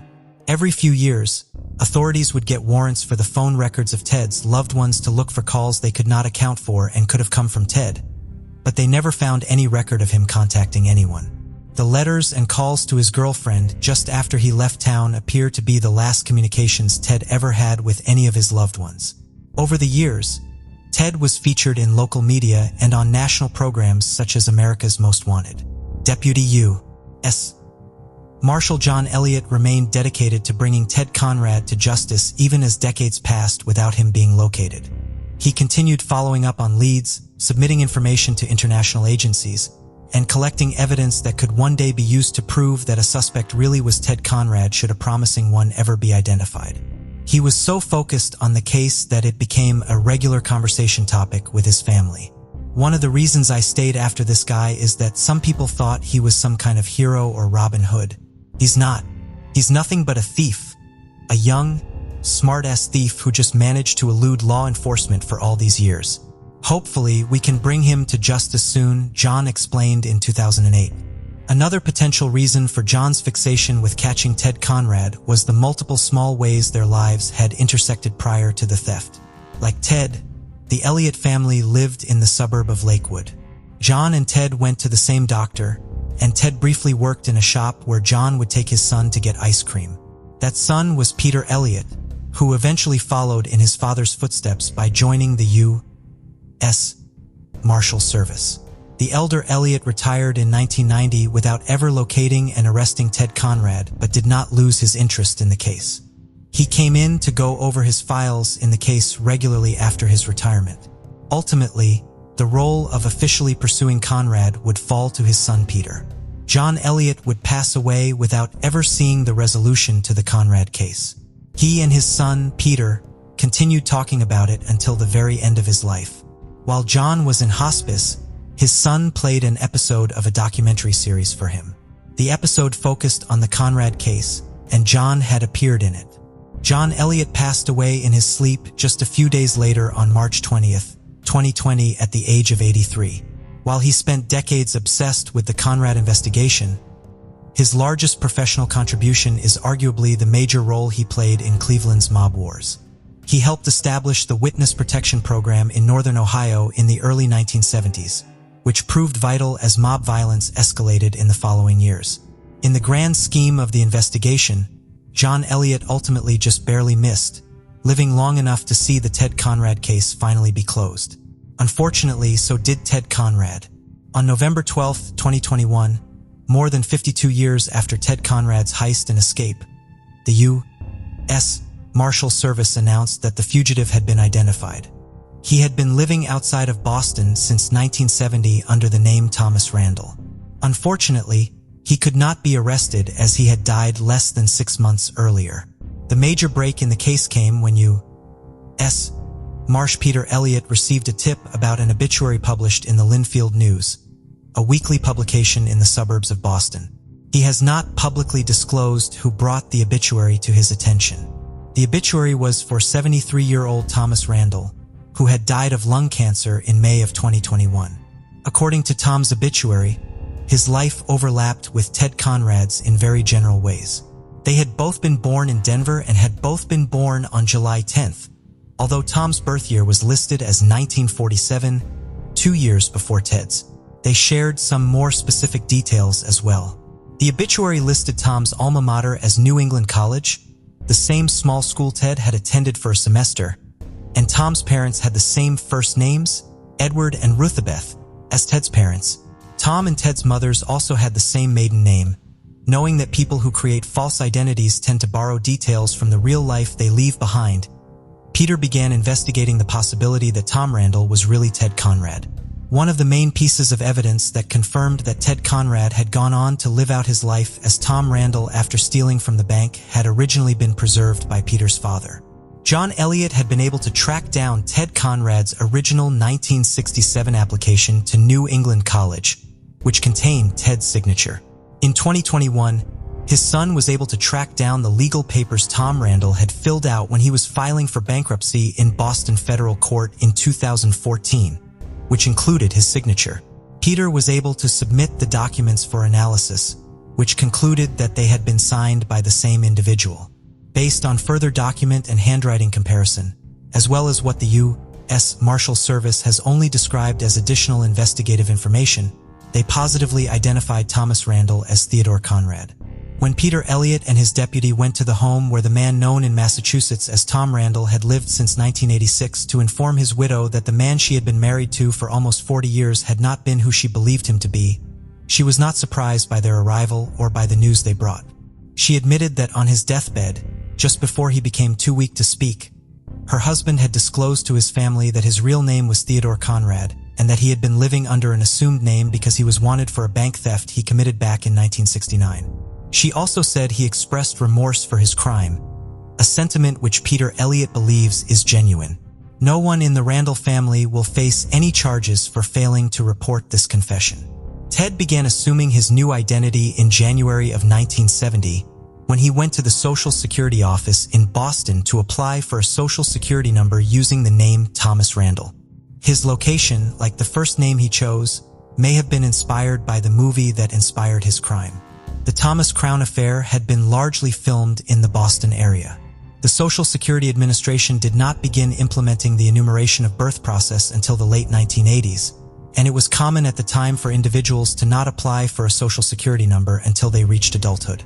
When he applied for the Social Security number, he provided the same day and month for his birthday, but changed the year of his birth to 1947, 2 years before he was actually born.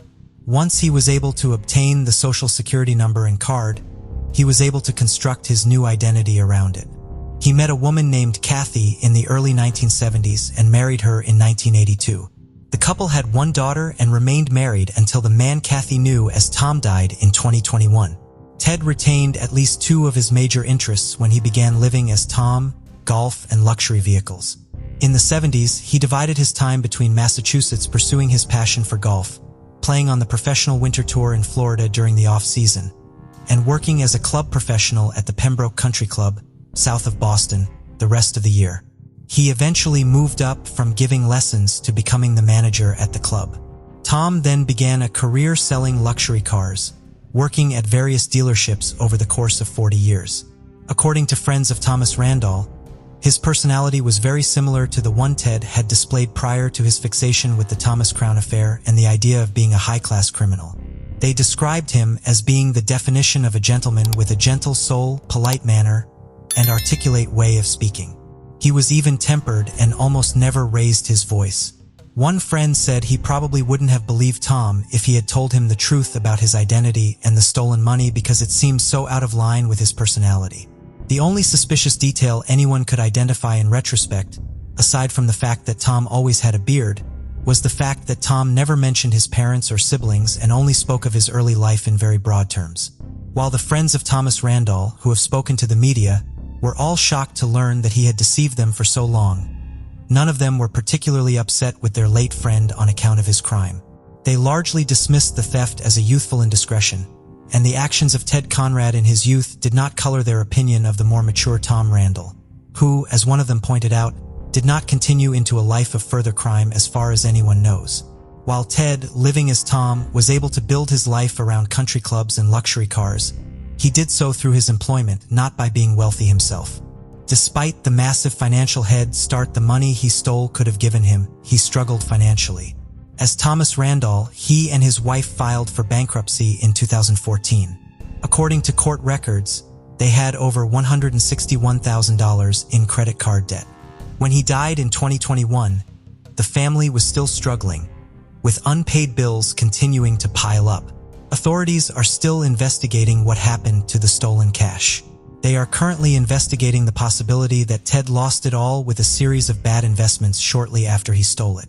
While Tom's loved ones are still struggling to cope with the news of his crime and real identity, Ted's loved ones are relieved to know what happened to him after he fled.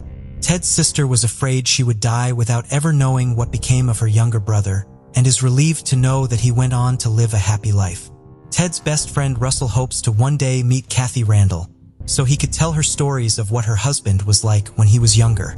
Ted Conrad never got the satisfaction he thought pulling off his crime would bring him, and investigators never got to conclude the case with the arrest they spent decades trying to make. While the case never got the dramatic conclusion anyone envisioned, U.S. Marshal Peter Elliott takes some arrest through his death. In the press release announcing that Ted